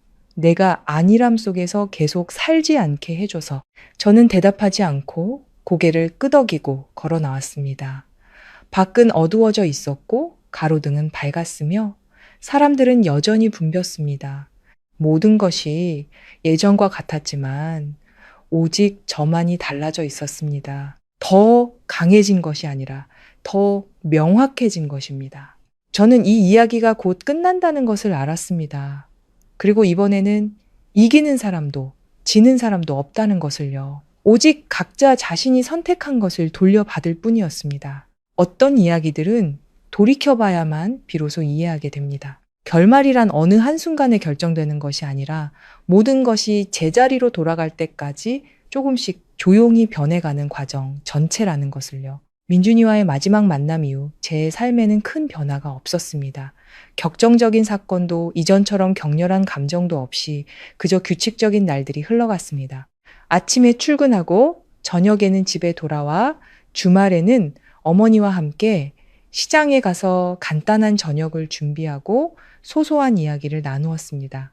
너무나 평온해서 가끔은 예전에 어떻게 그렇게 무거운 굴레 속에서 살았는지 의문이 들 정도였습니다. 이혼 절차는 제가 생각했던 것보다 빨리 처리되었습니다. 다툼도 소란도 눈물도 없이 그저 두 사람이 서류 한 장에 서명하며 한때 가족이라 불렸던 관계를 끝냈을 뿐입니다. 그 서류를 손에 쥔 날, 저는 아프지도 가볍지도 않고 그저 평범하게 느껴졌습니다. 마치 오랫동안 들고 있던 물건을 내려놓는 것처럼요. 무거워서가 아니라 더 이상 들고 있을 필요가 없어졌기 때문입니다. 한 달 뒤 저는 우연히 민준이를 다시 만났습니다. 약속한 것이 아니라 정말 우연히요. 회사 근처의 작은 슈퍼마켓이었습니다. 그는 식품 코너에 서서 장바구니를 들고 가격표를 오랫동안 들여다보고 있었습니다. 마치 하나하나 신중하게 고르는 것처럼요. 저는 몇 걸음 떨어진 곳에 서서 바로 다가가지 않고 그를 바라보았습니다. 어색해서가 아니라 그를 제대로 보고 싶었기 때문입니다. 그는 이전보다 수척해졌지만 더 단정해 보였습니다. 단순한 셔츠 차림이었고 더 이상 조급하거나 당황한 기색 없이 그저 평범한 한 사람이 자신의 삶을 스스로 꾸려나가고 있었습니다. 그가 돌아보다가 저를 발견하고는 잠시 멈칫하더니 웃었습니다. 정말 우연이네. 저도 가볍게 웃었습니다. 불편한 거리감도 예전의 친밀함도 없이 그저 적당한 사이였습니다. 우리는 서서 몇 분간 이야기를 나누었습니다. 그는 더 작은 회사로 옮겼고 수입은 예전만큼 높지 않지만 안정적이며 무엇보다 스스로 주도적인 삶을 살 수 있게 되었다고 했습니다. 저는 많이 묻지 않고 그저 들었습니다. 그는 어머니가 남은 재산을 일부 더 처분해서 뒷수습을 하셨다고 덧붙였습니다. 지금은 더 소박하게 살고 말수도 줄었지만 예전처럼 남을 탓하지는 않으신다고 했습니다. 미나는 그가 잠시 말을 멈췄습니다. 재판을 기다리고 있어. 저는 더 묻지 않고 고개를 끄덕였습니다. 관심이 없어서가 아니라 모든 것이 더 이상 말할 필요가 없는 단계에 이르렀기 때문입니다. 헤어지기 전에 그가 말했습니다. 잘 지내. 저는 그를 보며 말했습니다. 당신도. 작별 인사도 미련도 없이 그저 한때 같은 길을 걸었던 두 사람이 이제는 각자의 방향으로 가지만 원망하지 않고 돌아보지 않으며 더 이상 서로에게 빚진 것이 없는 상태였습니다. 그 만남 이후 저는 그를 다시 만나지 않았습니다. 피해서가 아니라 그럴 필요가 없었기 때문입니다. 제 삶은 예전에는 상상도 못했던 방식으로 서서히 안정되어 갔습니다. 아무도 저를 통제하지 않고 요구하지 않으며 제 어깨에 제 것이 아닌 짐을 올려놓지 않았습니다. 저는 제 자신을 위한 시간을 더 많이 갖기 시작했습니다. 책을 읽고 새로운 것을 배우고 가끔 주말에는 짧은 여행을 떠났습니다. 도망치기 위해서가 아니라 자유롭게 선택하는 즐거움을 누리기 위해서였습니다. 한 번은 카페에 홀로 앉아 거리를 내다보다가 문득 그날의 파티를 떠올렸습니다. 80마리의 대게가 있었던 그 파티, 허풍으로 가득했던 말들, 저를 훑어보던 시선들, 그리고 제가 일어나 모든 것을 바꿔놓았던 그 한마디를 내뱉었던 순간을요. 만약 그날 제가 침묵했다면 아마 모든 것은 예전처럼 계속되었을 겁니다. 저는 여전히 돈을 내는 사람이었고 여전히 참는 사람이었을 것이며 어느 순간에는 제 자신마저 잃어버렸을 겁니다. 하지만 저는 그렇게 하지 않았습니다. 제가 남들보다 강해서가 아니라 제가 충분히 지쳤기 때문입니다. 사람은 더 이상 견딜 수 없을 때에야 비로소 변합니다. 그리고 때로는 작은 결정 하나가 전혀 다른 인생 전체의 시작점이 되기도 합니다. 저는 미나를 미워하지도 시어머니를 원망하지도 않습니다. 각자에게는 자신만의 선택이 있었다는 것을 이해하기 때문입니다. 미나는 빠르고 쉬워 보이지만 지속 가능하지 않은 길을 선택했습니다. 시어머니는 자식을 믿었지만 확인하지 않는 길을 선택했습니다. 민준이는 마주하고 싶지 않아서 침묵하는 길을 선택했습니다. 그리고 저는 멈추는 길을 선택했습니다. 이기기 위해서가 아니라 더 이상 잘못된 길로 가지 않기 위해서였습니다. 삶이 항상 공평하지는 않지만 언제나 각자에게 자신이 선택한 것을 정확히 돌려주는 방식이 있습니다. 이르지도 늦지도 않게 그저 딱 맞는 때의 말입니다. 그리고 이 모든 이야기를 돌이켜보면서 저는 한 가지를 분명히 깨달았습니다. 한 가족에게서 중요한 것은 누가 돈을 더 많이 버는지, 누가 더 잘났는지, 혹은 누가 더 많이 희생하는지가 아닙니다. 서로를 존중하는지 아닌지입니다. 존중이 없다면 모든 희생은 조만간 짐이 되고 맙니다. 그리고 일단 짐이 되어버리면 누구도 그것을 영원히 짊어질 수는 없습니다. 저는 자리에서 일어나 카페를 나섰습니다. 그날 하늘은 아주 맑았고 바람은 가벼웠으며 모든 것이 아주 평범했습니다. 하지만 저는 제가 더 이상 예전의 그 사람이 아니라는 것을 알았습니다. 더 나은 사람이 된 것이 아니라 더 명확해진 것입니다.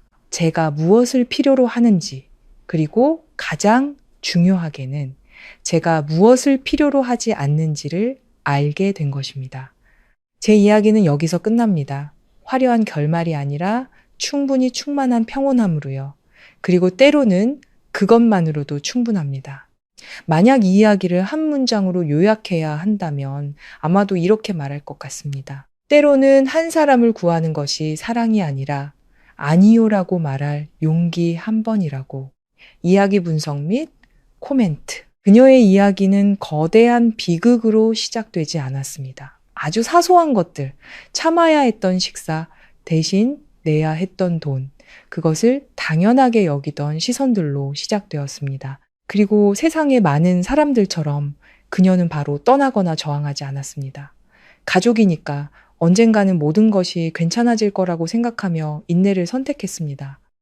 하지만 인생에서 가장 무서운 것은 어려움이 아니라 인내가 습관이 되는 것입니다.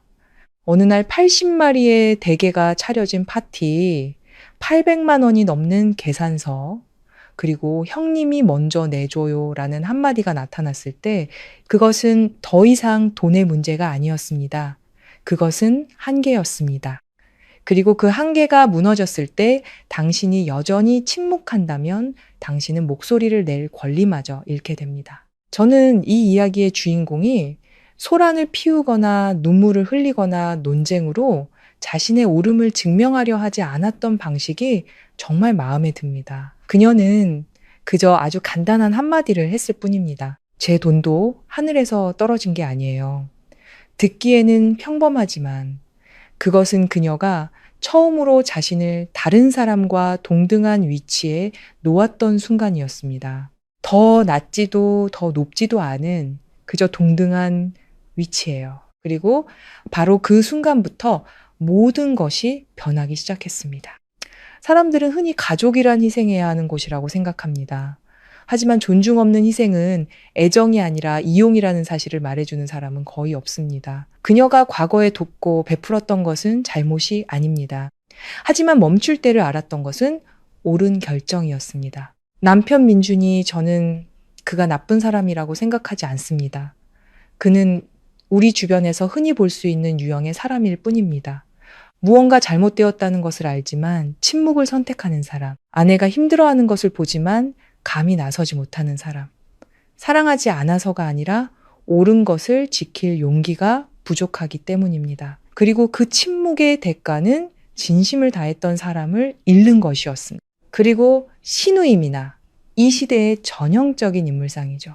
빨리 성공하고 싶고 남들보다 앞서고 싶고 화려한 것들로 자신의 가치를 증명하고 싶어 하지만 정작 자신의 것이 아닌 것은 조만간 되돌려 주어야 한다는 사실은 잊어버린 사람입니다. 돈으로, 명예로, 혹은 미래 전체로 말입니다. 시어머니. 그녀는 악하지 않습니다. 단지 틀렸을 뿐입니다. 며느리는 당연히 감수해야 한다고 생각했던 것이 틀렸고 확인하지 않고 믿었던 것이 틀렸으며 남의 돈을 당연하게 여겼던 것이 틀렸습니다. 하지만 제가 그녀를 존중하게 된 지점은 이야기의 마지막에 그녀가 미안하다라는 한마디를 할 수 있었다는 것입니다. 누구나 할 수 있는 일이 아닙니다. 특히 자신을 더 높은 위치에 두는 것에 익숙했던 사람이라면 더욱 그렇습니다. 그리고 아마도 그것이 그녀가 비로소 무언가를 이해하기 시작한 순간이었을 겁니다. 마지막으로 주인공. 그녀가 얻은 것은 승리가 아니라 자유였습니다. 돈의 자유가 아니라 삶의 방식에 대한 자유. 누가 어떻게 생각할지 걱정할 필요 없고 누구의 비위를 맞추기 위해 애쓸 필요 없이 그저 자기 자신으로 살아갈 수 있는 자유 말입니다.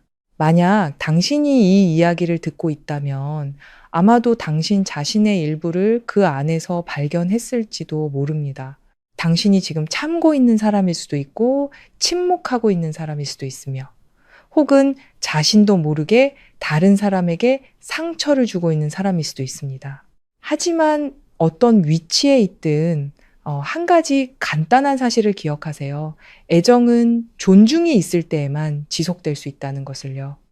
그렇지 않다면 조만간 누군가 일어나 아주 가볍지만 모든 것을 바꿀 수 있는 한마디를 하게 될 날이 올 것입니다. 그리고 그들이 한번 떠났다면 그것은 더 이상 사랑하지 않아서가 아니라 자기 자신을 충분히 사랑하게 되었기 때문입니다. 만약 이 이야기가 생각해 볼 가치가 있다고 우리와니워 느끼셨다면 저희 채널에 머물러 주세요. 세상에는 이처럼 시끄럽지는 않지만 아주 현실적인 이야기들이 많이 있습니다. 어쩌면 언젠가 익숙한 목소리 속에서 바로 당신 자신의 이야기를 듣게 될지도 모르니까요.